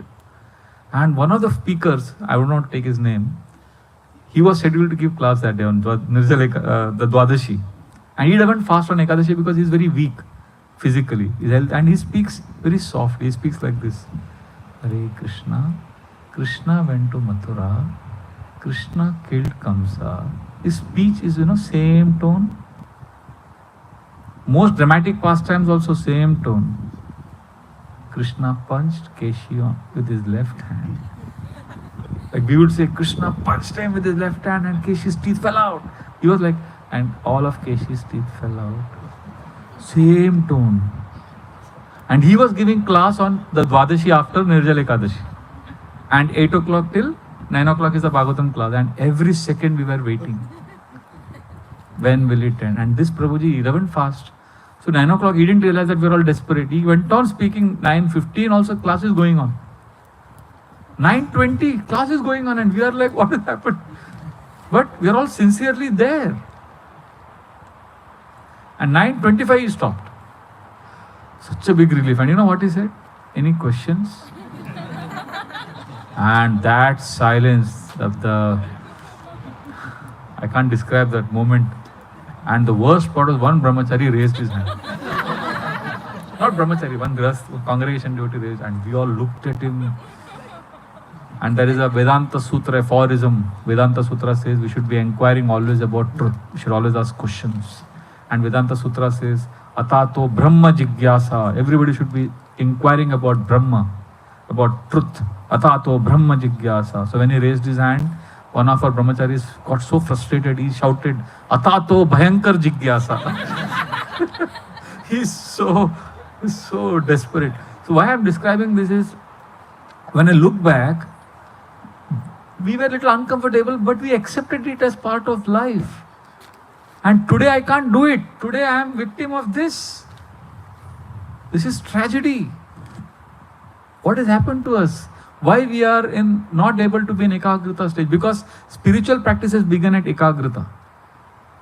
We should be willing to sit with pain, discomfort.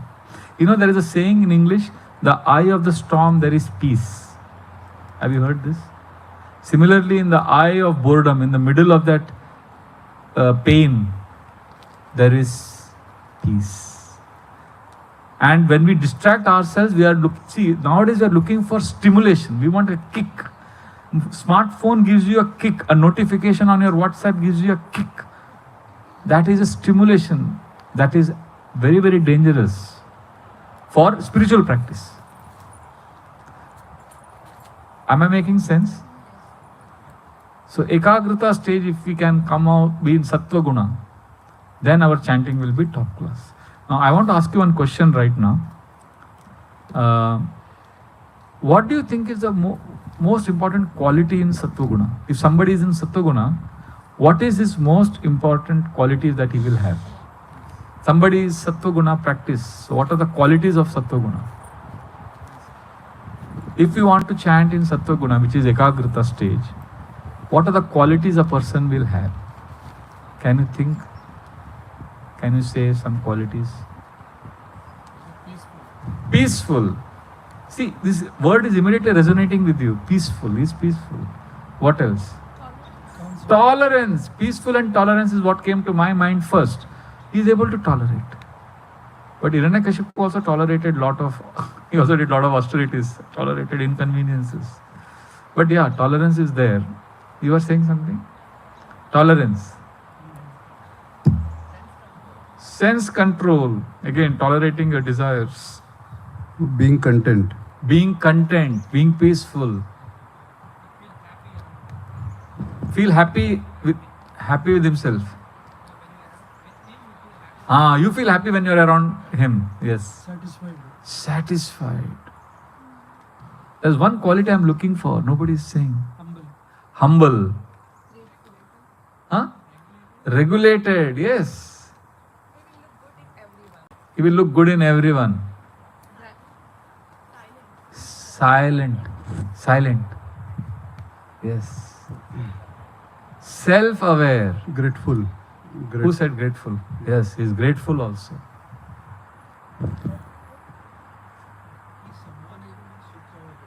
Yeah, now you are coming close to what I am looking for. Is saman in sukha dukkha. Dhira, which means what? If his mind is wandering too much, what happens to him? If his mind is wandering, he is sitting in japa, ekagrita stage, he is chanting japa, his mind is wandering, then what does he do? Brings it back. So what quality does he have? Determination? But there is something more important than determination to be in ekagrita stage. Surrender. Yes.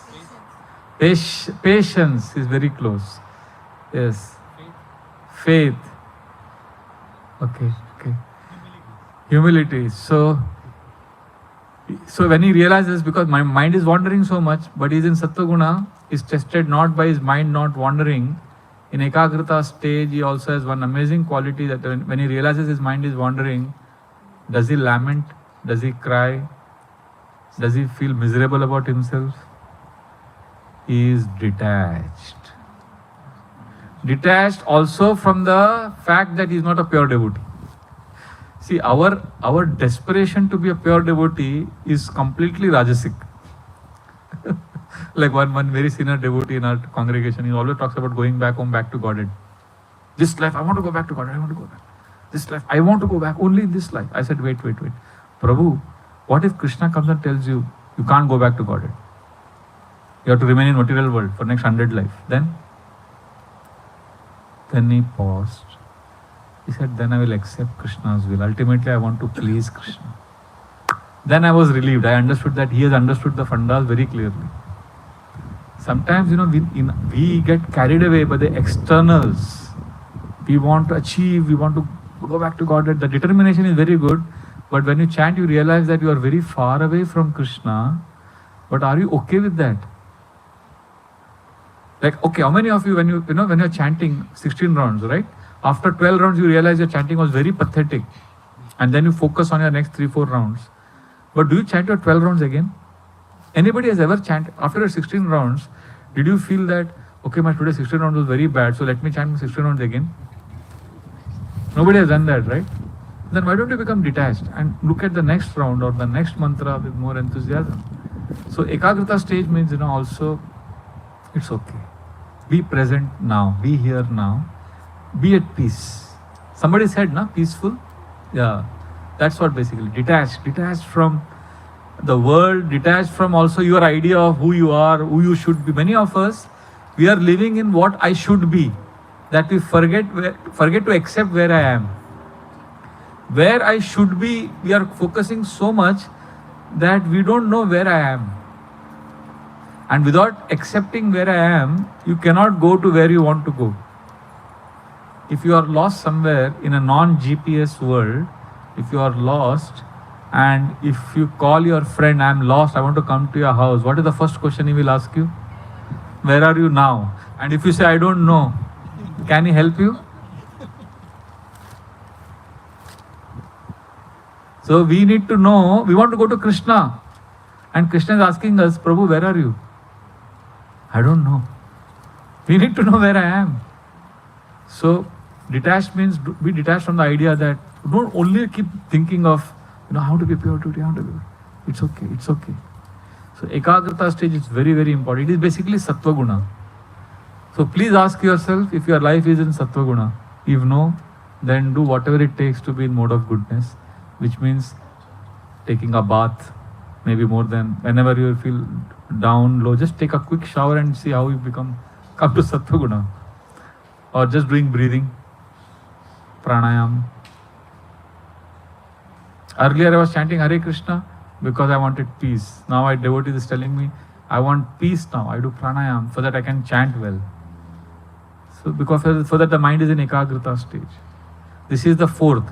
And the fifth is beyond the scope of discussion. We will not discuss here. It's called Nirodha, where the mind is totally focused on the object of your meditation, which is you are totally remembering Krishna. So out of these 5 stages, what is the first one? Kshipta. Kshipta means help, restless. Second, Muda. Muda is sluggish. Third, Vikshipta means passionate focus. And fourth, Ekagrata is peaceful. You are at peace with yourself. Even if your mind is wandering, even if you are miserable, you are okay. Your ability to embrace discomfort. Being comfortable with discomfort. That is Ekagrata stage. And last is Nirodha, when the mind is fully focused on the object of meditation. So during our chanting, all of us can try this. We can try to chant japa in one place, in a sacred space. If you have Tulsi Maharani or you have a nice altar, chanting in a sacred space helps us come to Ekagrata stage. Mind becomes peaceful.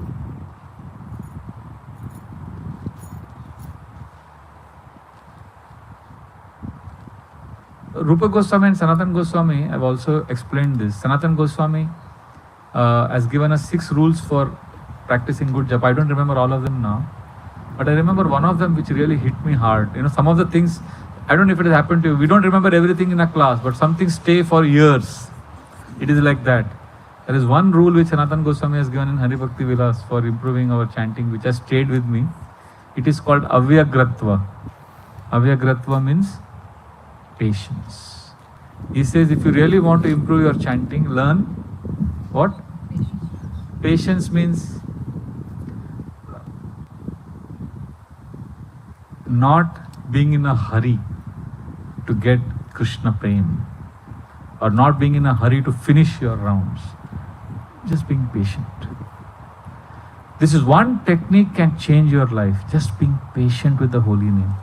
Like subconsciously, many of us, when we are chanting, we are desperate to finish and complete this, pull this counterbeat down.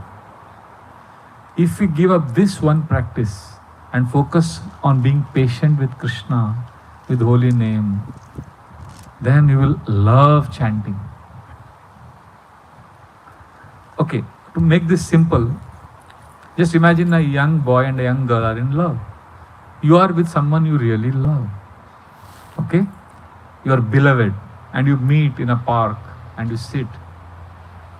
And as soon as you sit with the person you love, and you immediately look at the watch. I have got 10 minutes. Okay, my dear, speak what you want.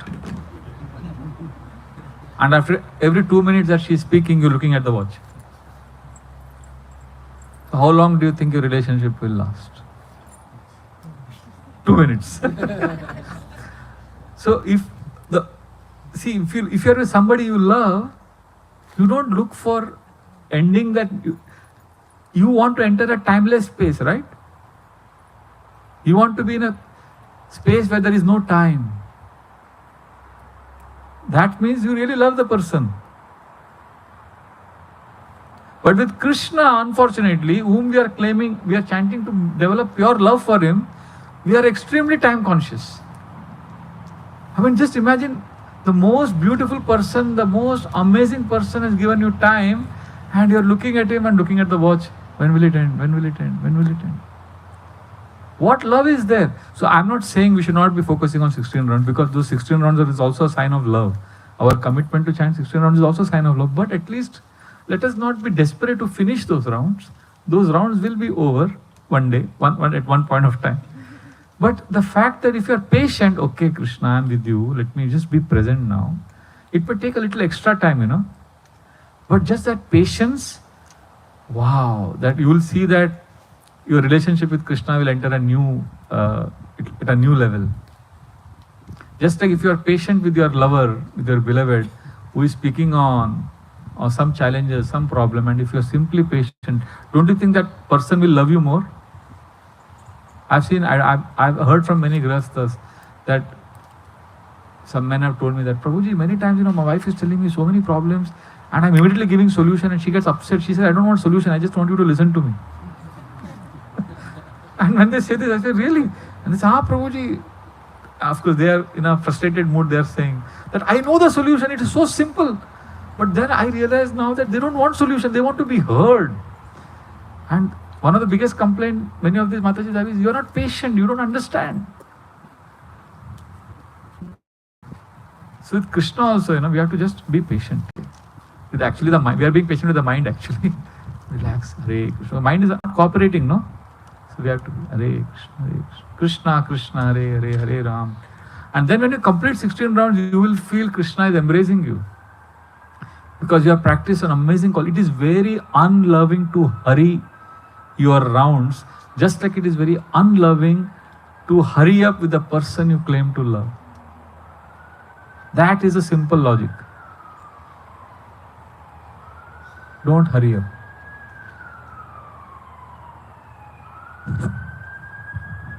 Prabhuji, I have a question quick.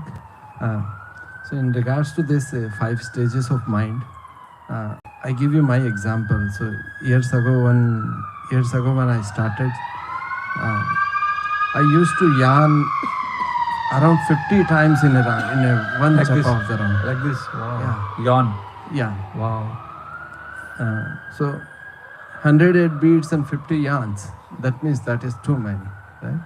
But that has, over the period of time, now it has improved at least 99%, we can say.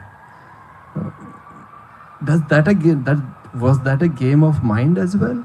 Or is that an indirect way of distraction and or not having a test? That is how the mind tricks us. That you are sleepy, you are tired. But if you are ever feeling sleepy during japa, this is a mind trick. Because mind is rebellious. Because you are surrendering to Krishna, mind will not allow you to surrender to Krishna. But because you continued chanting, now that has gone away. Now the mind will come up with a new problem. Oh, that devotee is bad. That devotee is doing politics. Now this is the other, because mind has realized that you are not going to get up from your japa. Initially the mind tried to pull you away from japa by making you yawn or saying that your body is paining, leg is paining. But once you're determined now, then the mind knows this fellow is not going to get up. So let me now tell him how other devotees are doing politics. Mind, subtle pride. First is physical discomfort, it will pull you away then. So mind has got hundreds of reasons, excuses. It is like this, simple logic. There is one very famous mithai wala in India. And his employees, he was giving them lot of benefits. And his employees were exploiting him. So he realized one day, my employees are cheating me. So he cut the salary. And he made it tight.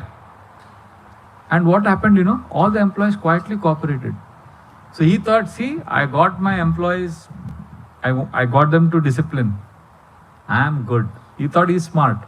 But you know what the employees were doing? When he cut the salary, they kept quiet because they knew that at the right time we will protest.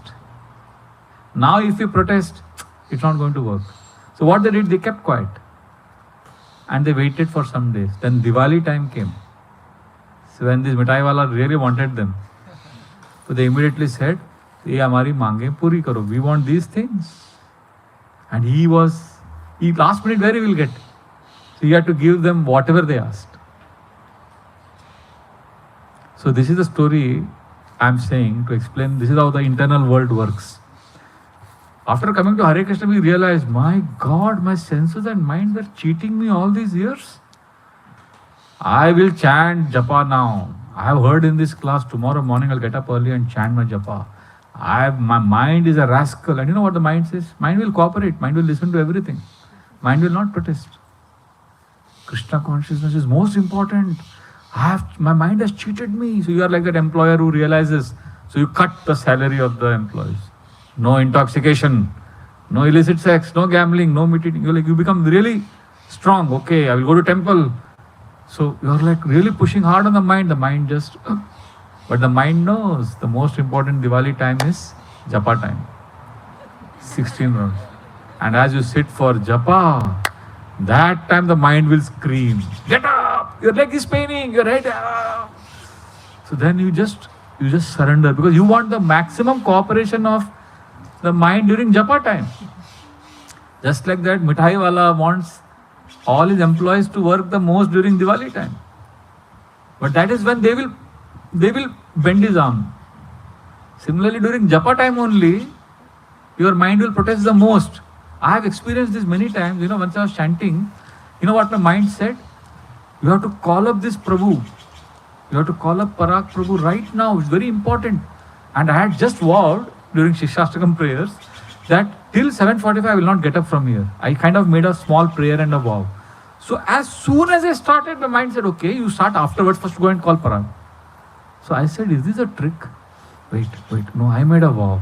I am going to chant. So I chanted, and the way the mind was screaming, I can't describe. Get up now, this is most important, get up. I said, no, Hare Krishna, Krishna. I was struggling, fighting. Went crazy. Then finally, how I got peace? I told my mind, first thing I will do after chanting at 7:45 is, instead of going for Shringar Darshan, I will first go to the room and call him. Is that okay? Then the mind became peaceful. Then the mind came up with something else. But whatever it is, I completed till 7:45. And then what happened, I completely forgot to call Parag. Means my mind should have told me, that means the mind's proposals are completely unimportant. The same mind which was yelling at me that you should call this fellow, after my japa, the mind was telling something else. Have it happened to you ever? Like something like this? And then, I completely forgot. Whole day I was busy doing things. Then morning Mangalarati, and then I sat for japa next day. As soon as I started japa, you know what the mind said? Call Parag. I said, what the hell? Amazing, the mind is amazing. Then I said, where were you all this? That means the mind doesn't want to call Parag. What does the mind want? To get up from japa. Mind will not allow you to be in ekagrita state. So you have to somehow be there. And the mind will say so many things about other devotees. It's okay, accept it. Mind bol raha hai, theek hai, that devotee is doing politics. I accept, not that devotee is doing politics, I accept you saying that he is doing politics. It's okay. Just keep chanting. Just keep chanting. So that yawning was a mind's trick. I know one devotee who has stopped chanting, with his beads. His mind has convinced him that his fingers, there is something happening, magnetic something is happening and all that. So he started chanting with left hand. And then his mind convinced him that left, so he chants like this. He started chanting like this. Hare Krishna, Hare Krishna. Not that he was counting, just like this. And then that also stopped. And today, he is very active on the internet, blaspheming his Guru Maharaj. So mind is so deadly. We take our mind so seriously. So I'm glad you shared this example of yawning. 50 times is like too much, no? And we think it is because I'm tired, I had a late night, Prabhuji, last night I slept at 2 o'clock, so I'm feeling sleepy in japa. Acha? You're feeling sleepy because you slept at 2 o'clock? Okay, you're sleeping. Suddenly I'll get ice cream, then will you feel sleepy? Has anyone fallen asleep while eating cake or ice cream? And I'm chanting and I'm feeling sleepy because of late night, and somebody comes with some juicy gossip news, all the sleep goes away. Somebody comes with cake and ice cream, all the sleep goes away. That means our problem was not lack of sleep. Our problem was, what is our problem here? We don't have taste for chanting. That is the problem. So don't believe this, I'm tired, late night. Of course we have late night issues. But I'm just saying, most of the time it is the mind. Yeah, we got lost here. I was taking something. Yeah, where was I? Sanatan Goswami's Avyagratva, right? Patience. So does the point of patience okay, before going to patience, Prabhu, is a question answered for the mind? Yes. So let us know that mind is very tricky, okay? Now we are coming back to this point about Avyagratva. Now patience, is the point clear? How to remember the point of patience? Understand a relationship with somebody you love. This happened in my program. 2 girls, they were both 14, 15-year-old girls. They used to come with their parents for my class. I was doing congregation preaching for 10 years. And these girls were smart in their school, but they were not interested in Krishna consciousness. But they would come because the parents would get them. So I used to see them since they were 11, 12, and then when they were 15, they never come. But one day I was surprised. They both came to the class and they were sitting right in the front. And they were like, pura class smiling. I was like, wow, what has happened to them? And they are friends, both their parents are devotees. So I was thinking, why they are so enthusiastic in Krishna consciousness? And all the whole class, I was like, what happened in suddenly 1 week? So anyway, I waited, and the suspense was revealed after the class. We were meeting everyone, taking prasadam, and those 2 girls came with their mother and father, the parents. And they were so excited, and you know what? This Prabhuji said, Prabhuji, my daughter, she wants to share something very exciting with you. And I said, yes. And she said, Prabhu, you won't believe what happened. I won a contest and I wanted to share with you. That's why I came today. I said, what contest? There are some contests where the first prize winner can get another friend of his or her. 2 people will have a dinner date with I forget the name, Ranveer Singh, Ranveer Kapoor, somebody, very famous actor. Ranveer Singh, Ranveer Kapoor, ऐसा कुछ तो नाम बोला, बहुत famous Bollywood actor. She said he is the #1 actor in India and the most famous, whatever, Hrithik Roshan. I don't exactly remember the name, but somebody very big. Hrithik Roshan or somebody. So the contest was, whoever wins this, he or that person can take another person, and these 2 people will have a dinner date with this person. And 7 p.m. to 9 p.m. you can be with them in this particular hotel, and you will be having a dinner appointment with him, and you can talk whatever you want, and he will talk to you, and you can take dinner with him. That was the contest. And this girl won the contest, and so she's going to take her friend. And she said, Prabhuji, we are going to go next Saturday. That's the contest we have. And she wanted to share that with me. Because I was nice to them, they thought, I'll be very happy with this news. So I didn't want to disappoint her. I said, really, congratulations. And then, so Prabhuji, please give us your blessings. I was like, blessings for what? But for that girl, for them it was very important. So I said, theek hai, pyar se. I said, okay, have a good time. So they went. For next Saturday, obviously, they were not in the class. But the week after that, they came. So I said, how was it? And they were like, oh, it was so good. For 2 hours. I said, what all happened? So then they explained how they met him and they were sitting. And then he had brought his photographs. And he was showing his photographs from home and different places. He spoke about his childhood. And then this girl said, I asked him about his hobbies. And then he asked me about my hobbies, my parents. Prabhuji was so happy. He was asking about me. They were like really madly in love with him.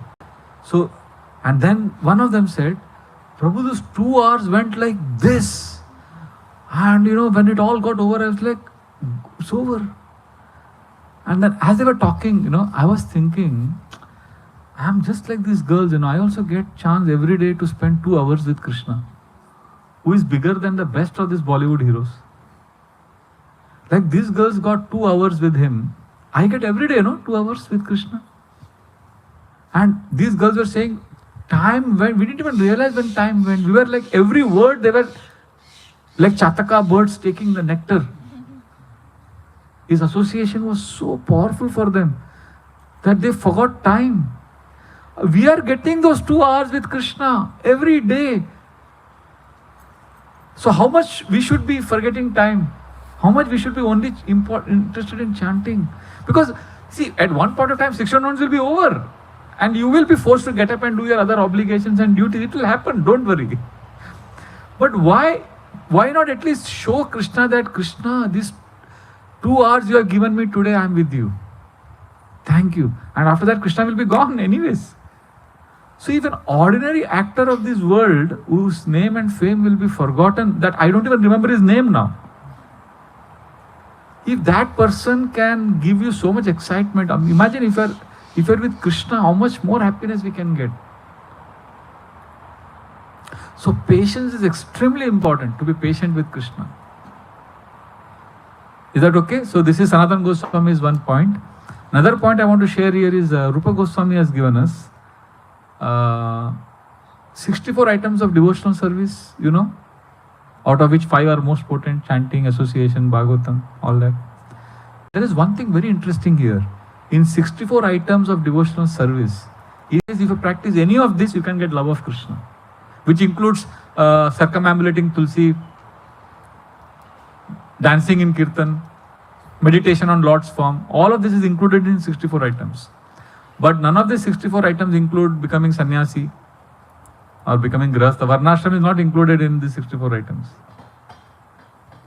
But there is one interesting item in this which has caught my attention. 11th item of the 64 items is equilibrium in loss and gain. I was like, what? It is an item of devotional service that learn to practice equilibrium in loss and gain. So if you get something very amazing in life, what you should do? It's okay. If you don't get, Bhagavad Gita says what verse? Similar point. Tam titikshasva bharata matra sparshastu kaunteya shita ushna sukha dukkada. When I heard it first time that we should tolerate happiness, I knew that we should tolerate distress. But only in ISKCON I heard first time that one should tolerate happiness also. I was wondering, why to tolerate happiness? Happiness is what we want, right? But Bhagavad Gita says, no, happiness also you should tolerate, because agamapa, it will come and go.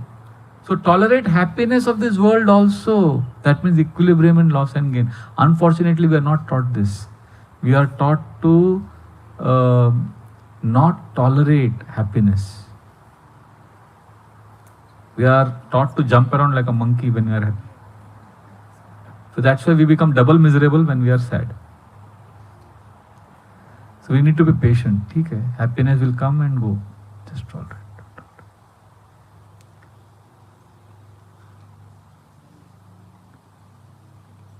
When we were young, I don't know how many of you from India, you've seen this television channels. We used to have Doordarshan, news used to come. It used to come once a day at 8:50 or 9 o'clock. And those two ladies or one man and one lady would come, and they were sometimes not sure who was going to read the next news. They would look at each other. It was such simple, no excitement. But today, breaking news. Every 5 minutes, wow, dude, and this fellow is shouting, "Oh, the dog has died on the street. Nobody's coming." Wow. When you go in the airport, and this television screen is so powerful that even if you don't want to see, it pulls your head. That is something in that. And I see always breaking news, like, what the hell, relax, man.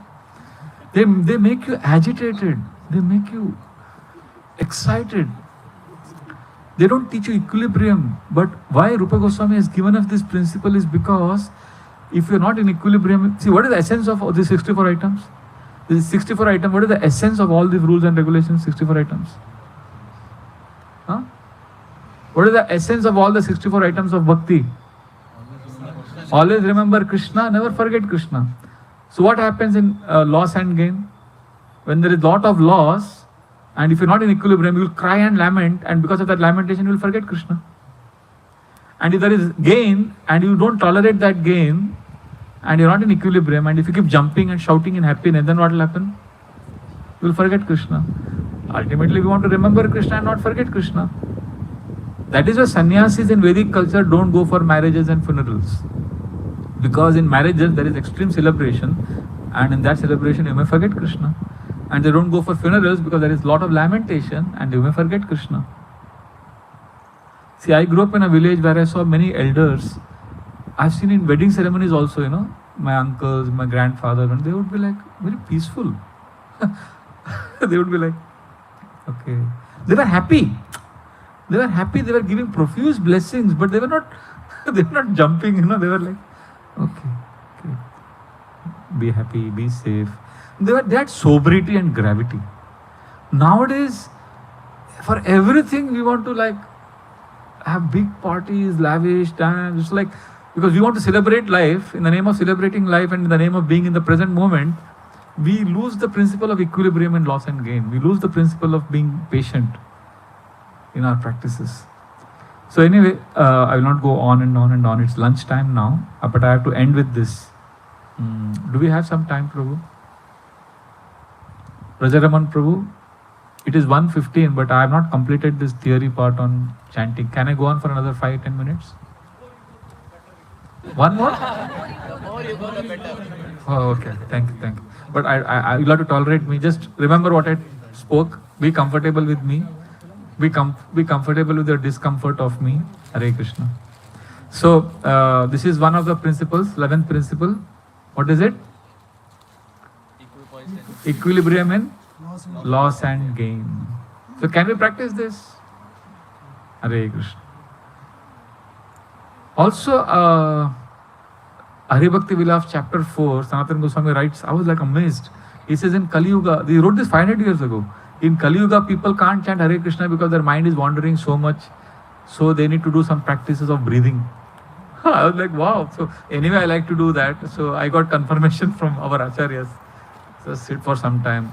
So before chanting japa, you can do some pranayam, breathing. Relax. Then when you chant, it's easier to come to ekagrita stage. So these are some of the thoughts on. So there are 3 topics I wanted to discuss in the theory. One was Yoga Sutra, then what Rup Sanatan have said. And then there is a third thing I want to share. This is going to, because I know this I can't share after lunch, you'll fall asleep. This is an amazing point. I have never spoken this in any class before because I used to feel scared that this is not Krishna conscious. But I'm sharing it here. I know this is not going to be uploaded anywhere, hopefully. Live? Live what? Who is seeing it live? But I thought it is a private retreat, na? This live telecast is going on? Okay. No, don't turn it off. We'll continue. So, okay. Krishna's arrangement. So, I've read in a few books, I used to do research. See, I'm not from science background, okay? but I studied some what the neurosurgeons say about brain. I was very curious to know. And I'm from arts back. In India, if a child is good in studies, they do medicine, engineering, and then if you're not during our days, and if you're not good for medicine and all that, then they would say, okay, then you do BSc, BCom, and nothing, you're good for nothing, then they do BA. So I am from BA background, Bachelor of Arts. So I have no illusion about my abilities. So I'm not from a scientific background. But still, science is not difficult if somebody explains to us in a simple language. So I have understood that this brain, and why I am sharing this with you, because this has changed my chanting, my understanding of chanting. And it has confirmed to me what our acharyas have always spoken about, what Yoga Sutras have always spoken about. So I am sharing with you now. See, in this brain, there are billions of cells. You know that? Did you know that? I mean, I'm sure some of you know it. They are called as neurons or nerve cells. And they produce a lot of electricity when they communicate with each other. And when millions of cells in the brain, they send signals to each other, lot of electricity is produced in a wave-like pattern. And that's why it is called brain waves. And these brain waves are measured in cycles, the frequency is measured in cycles per second, hertz, HZ, hertz. And when I read this, that in 1929, I think the first time this scientist discovered brain waves. So whatever activity you are doing or whatever you are experiencing, there are brain waves. And the scientists have observed over the last 100 years that there are 5 distinct waves or patterns. And this is interesting because the highest frequency observed is between 15 to 40 hertz. That is called beta waves.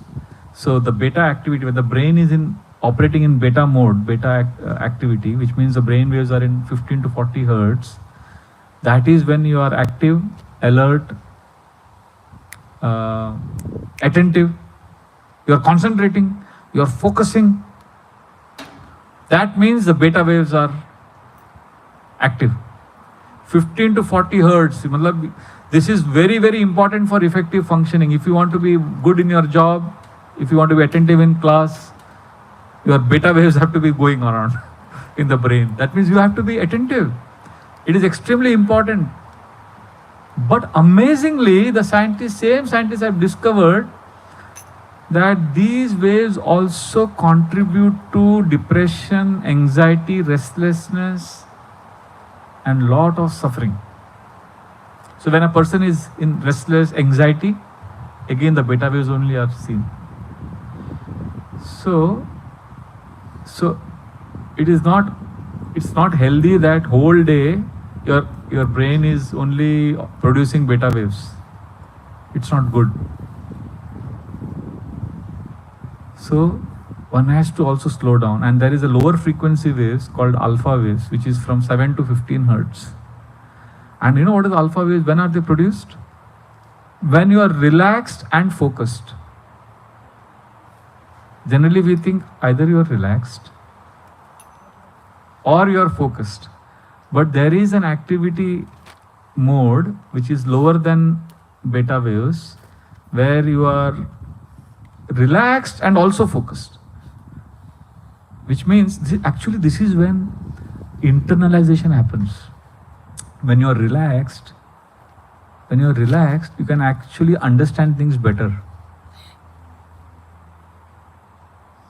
When you are relaxed, you can process the information. See, beta waves, what happens, I've seen that, I don't know if it has happened to you, lot of information overload happens. And we are hyperactively thinking, analyzing. It have a debilitating effect on the brain. Many of us here, I don't know about you, but I have been a victim of this. We are physiologically and psychologically, we are bombarded with more information than what our brain can process. Thanks to the age of smartphones. Right? You all have experienced this. That means the beta waves are high, and that means stress, anxiety also increases. So we need to lower the frequency of our brain waves and be in alpha mode. Alpha mode is 7 to 15 hertz when you are relaxed and also focused. This is what our elders were doing. Our grandparents and our earlier generation, 2-3 generations back, they were able to focus and learn in a relaxed mode. Just relax and be attentive. Mind is wandering, just like chanting we say, no? Relax, chant. Mind is wandering, come back gently, chant Hare Krishna. Relax. Relaxed and focused. Means there has to be detachment. Your mind is wandering, come back, relax. Anyone ever lost an umbrella and you're trying to search, think where it is and you don't understand where it is? Has it happened? And then suddenly you're relaxing somewhere and suddenly you remember where the umbrella is kept after one day. It has happened to anybody?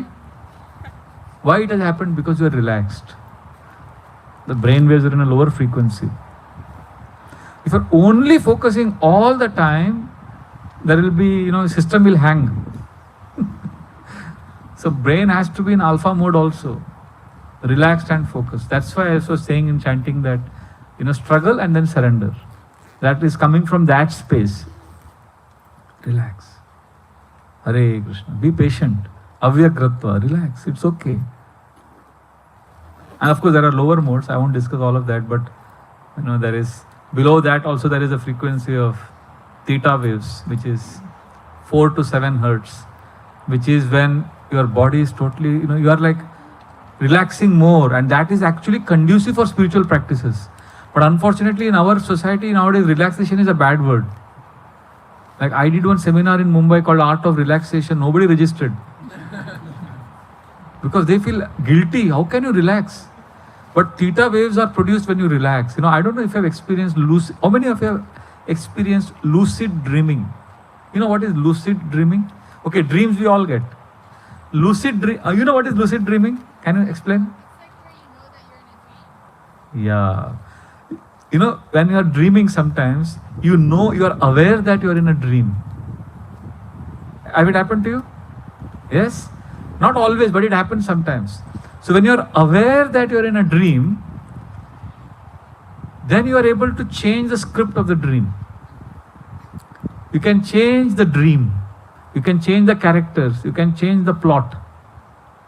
That is lucid dreaming. When your body is totally relaxed, but your mind, your subconscious mind is entering a creative space. So you can imagine how, if we have a practice of relaxation through yoga practices, through doing a proper asana and then relaxing, what will happen? You will be able to improve your creativity. You'll be able to connect to spiritual practices better. But nobody teaches us to relax. And there is further lower frequency, which is 0.5 to 4 hertz, which is called delta waves, which is when you actually connect to the collective unconscious. It's like it's a gateway to the universe, universal consciousness. It is called as the Turiya stage in our Yoga Nidra, where you are one with the universe, you are completely at peace. Have you ever experienced deep sleep where you don't even get dreams? That is the most refreshing sleep. Have you experienced? And if that deep sleep is even for 15 minutes, you feel fresh, more fresh than a 3 hour of dreamy sleep. That's why our Goswamis, Raghunathas Goswami used to sleep for what? Half an hour, 1 hour, 2 hours maximum, and not eat at all for 3-4 days. Because he was in Turiya stage, his consciousness was absorbed, union with the Lord. So scientifically speaking, what it means is your brain waves are not debilitating you. But we are never trained to lower the frequency of our brain waves. We always want to be active. Relaxation is a bad word nowadays. Swear word. Doing nothing. You doing nothing. How can you do nothing? Albert Einstein used to look out of the window every day for hours. Just stare into the sky like this. He would sit outside the window and look like this. Imagine somebody doing like this now. Albert Einstein used to do like this. Relax.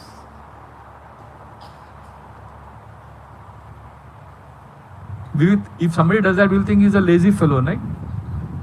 But in India, Albert Einstein is synonymous with genius. If we want to say somebody is a genius, we say he's an Einstein.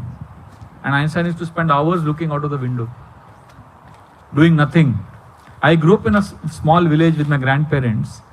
Our daily pastime was my grandfather and my grandmother would take me to the fields in the evening and we would sit in the fields. And I'm a 5-year-old boy.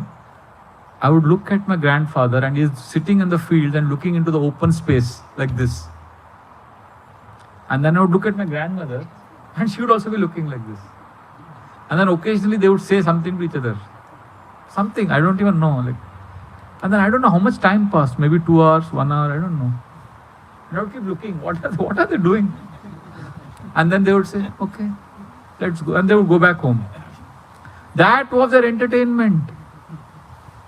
I was like, wow. Now imagine one day in the ashram, I was sitting like this. I was looking out of my window. I was sitting relaxed. So one of our temple managers came to me. He said, Prabhuji, there's an emergency meeting. Can you come for this meeting? I said, no, right now I'm just relaxing. Relaxing means, I said, I'm just doing nothing. You're doing what? I said, I'm doing nothing. Oh, you mean you are memorizing the verses because you quote lot of slokas in Bhagavatam class, so I'm sure you must be memorizing them now. I told him, no, I'm not memorizing verses. Oh, you must be praying to Krishna. I said, I'm not sure. In particularly, I'm just present. I told him, we are human being. We are not human doing. I don't have to be doing all the time. He said, no, Prabhu, you're doing something definitely. I said, no, I'm doing nothing. But how can I be doing nothing? I said, I am doing nothing. I'm not even using the phone. So he just kept looking at me and then he just couldn't understand it. So then I told him, like a Gyani Baba, I gave him advice. I said, Prabhu, it requires a lot of hard work to do nothing. So we think, you have to always be doing. So even japa has become like that. Okay, 16 hours done. Now I have to go to 1 hour Bhagavatam class. See, this transcendental sound is purifying, but our mood should not be in the mood of tick, tick, tick, tick, doing mood. Just present, be. So then that's when the brain waves operate at a lower frequency. And that's when we internalize the scriptures. That's when we internalize the chanting. That is why it is important that we lower the frequency of our brain waves. We learn to relax. And I used to feel very guilty when I used to have lucid dreams. But now I don't feel guilty. Because it doesn't happen always. But when it happens, I know that it is helping me overall. Because I wake up fresh. And I'm more productive. And I understand scriptures better.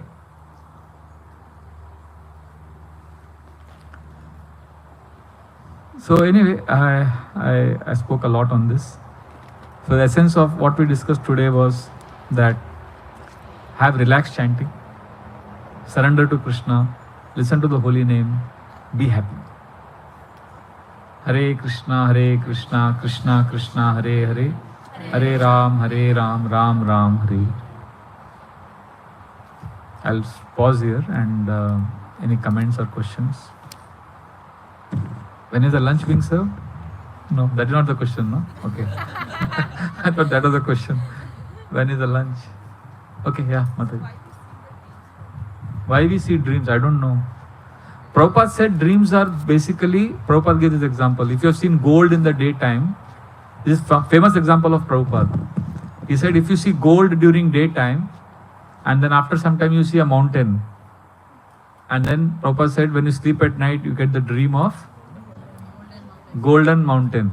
So Prabhupada said dreams are impressions of what you have experienced in the day-to-day time. In the daytime. In the conscious awareness what you get, those things get mixed up in the dream. Like once I was, after lunch, in the temple, we used to make chapatis. And when the end of the month, we used to make feast. So we had to make parathas for all the brahmacharis. And brahmacharis have a big appetite. So we had to make a lot of parathas. And I was sitting next to the tawa. So we had to make more than 300 parathas. You know this parathas tawa mein aisa uta ke usko aisa rakhne ka. And it was summer time, May. And in Mumbai kitchen, summer time, I was doing parathas like this. And for 2 hours I must have done more than 2 hours. So then I was exhausted, but I had book distribution service. So around 2 o'clock, after the paratha service feeding everyone, I had to pack my bags and go for book distribution in the local trains of Mumbai, where I would announce, Hare Krishna, please take Bhagavad Gita, please take small books, and then I would distribute books in the train and people would buy and pay the money. I did that for 3-4 hours. So when I came back at 7 o'clock in the evening, I was totally exhausted and I fell on the bed. I slept. And whole night I had one dream. The dream was I'm in the local train. And no, I'm in the local train and there's a big tawa there. And I am having this ladle and I am making Prabhupada's books. And I'm taking from the tawa books and giving it to people. And then, take. This is the only dream I had. So what has happened here? 2 activities got mixed. Making paratha and distributing books. This is a dream. And Prabhupada said, only dream of spiritual master instructing you is bona fide. That is more than a dream. That is like a vision or a arrangement by Krishna. If spiritual master or Krishna comes in your dream, especially spiritual master. Prabhupada spoke about the spiritual master's instructions. So regarding technical things, I don't know about dream because I'm not from science background. But this is what I know about dreams. Somebody knows better, they can answer. Hare Krishna. But you will definitely experience it after prasadam, and if you are sitting in the class also you can experience. Hare Krishna. Yes, yeah. So Prabhu, lot of spiritual paths. I mean, there are multiple spiritual paths. There are so many organizations. I don't want to name all of them. But everywhere they talk about being present. Like they do yoga. Correct. Breathing. Correct. So the reason they do breathing is just listen to your breath. Yeah. So in Hare Krishna Maha Mantra also we say being present. So why is that like so important? Why is what important? Being present. Okay. I'll tell you why it is important in our path. Regarding other paths, you can ask them. But in our path, I'll tell you why. First of all, we emphasize on living in the present, but we don't live for the present. We live for a life beyond the present. We have a goal. We want to go back home, back to Krishna. So we don't live for the present. We live for a beautiful future. But we live in the present. Okay, that is clear? Then we'll discuss why we live in the present. Because when we live in the present, we can listen to Krishna. When we are listening to the holy name, Hare Krishna, you know that sound that you hear? That is Krishna speaking. That is Krishna, because the holy name, Kali Kale Naam Rupe Krishna Avatar. So when you listen to the word Hare and Krishna, who is that? You are not listening to the word, you are listening to Krishna. So we are saying be present because it's like Krishna talking to you. Yeah, but you are emitting the sound from your mouth and then you are listening to the sound. So when that sound comes to your ear, Hare Krishna, it is Krishna, non-different from his name. So when you are present with Krishna. And what do you think Krishna will tell you? If you are with a person who loves you the most, what do you think the person will tell you? The person will tell you many things. If you are with somebody who really loves you, you won't only hear good things, happy things. You will also hear corrections. That is why devotees who chant sincerely for years, you will see them, they are naturally humble. They will say, I am fallen. Why they say that? Because they are so much hearing and so much with Krishna that their humility has come as a gift Krishna has given them. So we want to be present because when we are present, we are with Krishna. And because present is the only reality, ultimately. There is nothing called future. Future is some present moment only later. So when you are present, you are with Krishna. Otherwise, the mind will cheat you. If you are only thinking of goal, you know what happens when you are only thinking of the goal? Then you stop enjoying the present moment. And if you have a goal, then not only you are not happy now, even if you reach the goal, you are not happy because you have never been trained to be happy in the present. So when you achieve your goal, you are confused. You want another goal. So you are never happy in life. So to be able to be happy, one has to be present. But in Krishna consciousness, we want to be present because we are in touch with Krishna. So that is why we are present.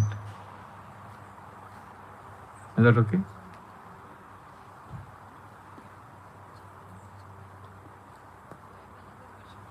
Yeah. So regarding yoga, right? So did Prabhupada talk about yoga, like practicing yoga every day, and does that help our chanting? It helps me in my chanting. I don't know about other devotees, but for me, I do yoga every day before chanting. I also do breathing. It helps me. But chanting is not dependent on this. Holy name is independent of all of this. What is that verse? Ahetuki apratiyata, savai pumsam parodar, 1.2.6. So holy name is not dependent on any of these things. But we are not pure right now, and we have to do whatever is needed. Just like, Krishna, if you are chanting Hare Krishna, you don't need anything, but still you go to job, you earn money, because that will help you to chant better.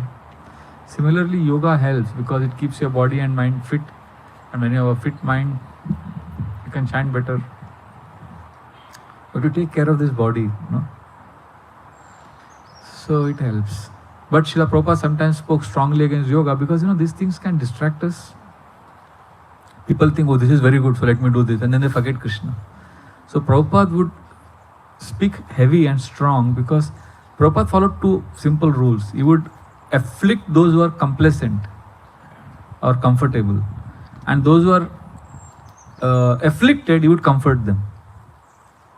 So when you are comfortable in life, Prabhupada would afflict you, smash you. But if you are already afflicted, miserable, your body is not working, and then Prabhupada would comfort them. Like Jadurani Mataji's letters, I have seen Prabhupada's letters to her. Okay, chant less now, you just take rest. Okay, eat this food, mix this medicine with this medicine. There are series of letters in the book I am not displeased with any member by Satswarup Maharaj. I have seen Prabhupada so practical, so caring, allowing the devotees to do what is needed so that they are healthy. So we need to do that. Whatever is needed, we do so that we can chant Hare Krishna. Remember, I spoke an example that initially devotees wanted to chant so that they can be happy and peaceful. Now they want to have peace so that they can chant. So whatever helps you to chant. So if yoga is helping you, like honestly, I know one devotee who goes for jogging every day. I mean, not even yoga, very passionate it is. But jogging is helping him to become healthy because we want to be having a good, strong body so that we can serve Krishna. So like that.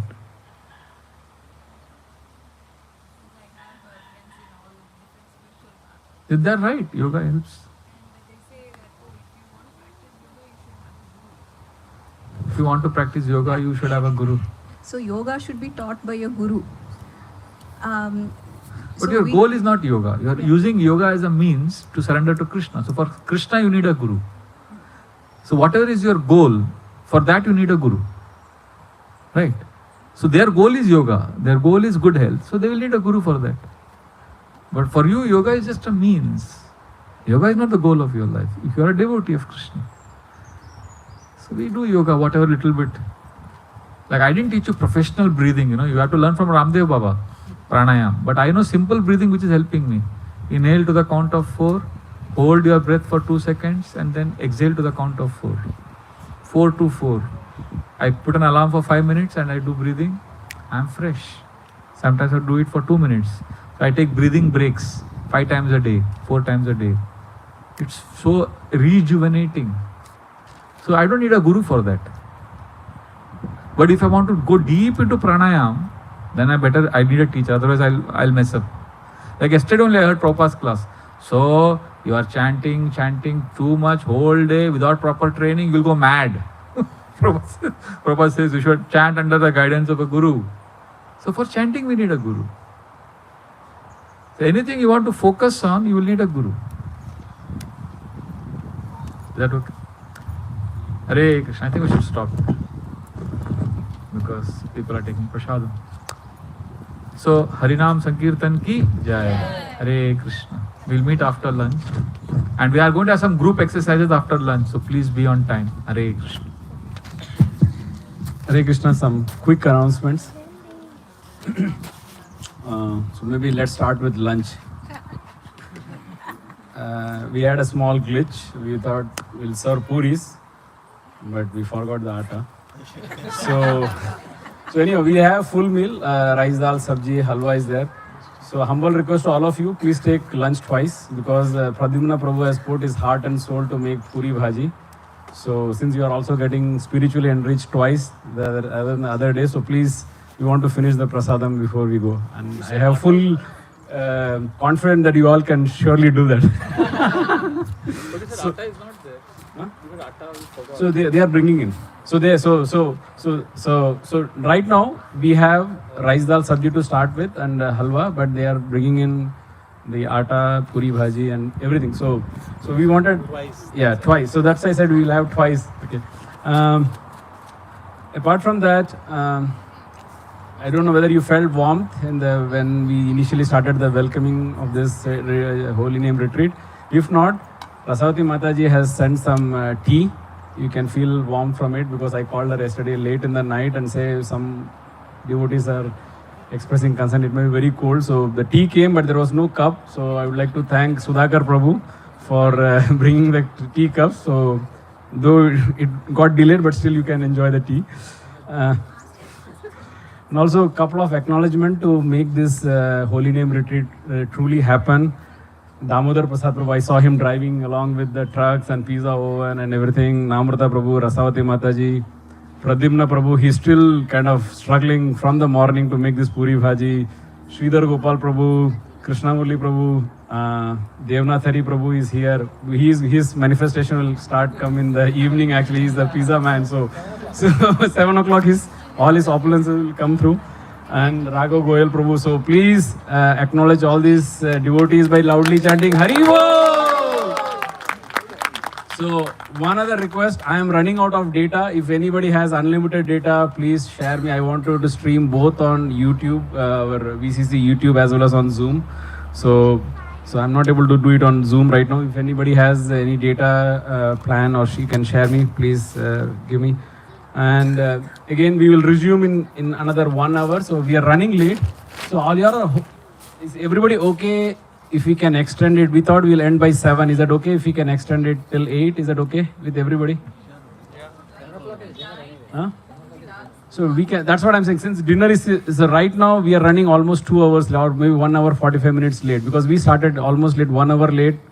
Also, session was very evolving and very involving. So it is kind of. We are almost like 1 hour 45 minutes late. Is that okay? We can go a little late. We will arrange for some lights, maybe some bonfire kind of a thing. But so to keep all of you warm. So is that okay? Everybody's okay? Everybody will stay until dinner. Yeah, that's true. Yeah, with the dinner will be after the event is over. So I'd like to hear a loud Hari Bol. Based on your enthusiasm, we will try to extend it.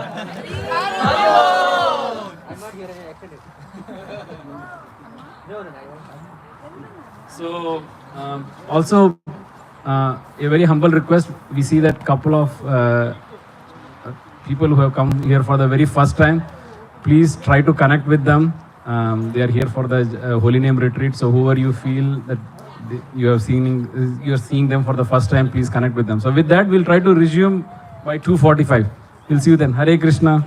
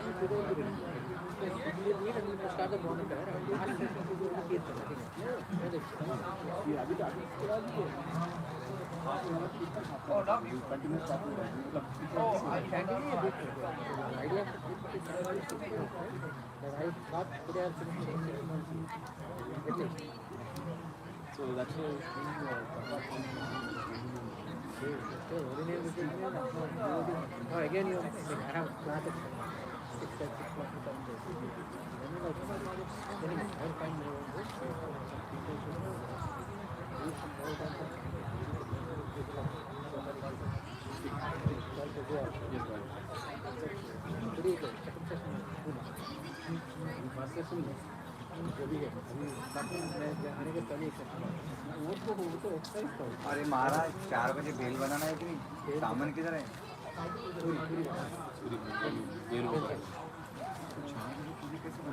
वो अभी मैं प्रद्युम्न प्रभु को बोला, प्रभु आ जाओ, मान ही नहीं रहे। तो क्या करें? ठीक है आ जाओ, यहाँ पे खरीद लो, मैं घर जाऊँगा, मंदिर जाऊँगा, एटलीस्ट पकौड़ा तो तलना चालू करते हैं। नहीं वो भाग मंदिर में ये आटा गिन के आ रहा है। अच्छा ब्रो नहीं तो फिर बेल करना नहीं है। तो फिर पूरी कब खाएंगे? वही तो बोला ना, 2 बार खाएंगे बोला ना लोग। सब लोग ने हरी बोल बोला कि नहीं बोला? सब लोग 2 बार हरी बोल बोला। फिर उसके हिसाब से क्योंकि 7 बजे से शुरू करेंगे ना 6 या 7 ये बजे। प्रभु आप इनको प्लान दे दो। Prabhu, can I lift you? देखो ये इनका प्लान सुनो। Can I lift you? See? Papa, is this ours? Is this ours? Is this ours? Yeah.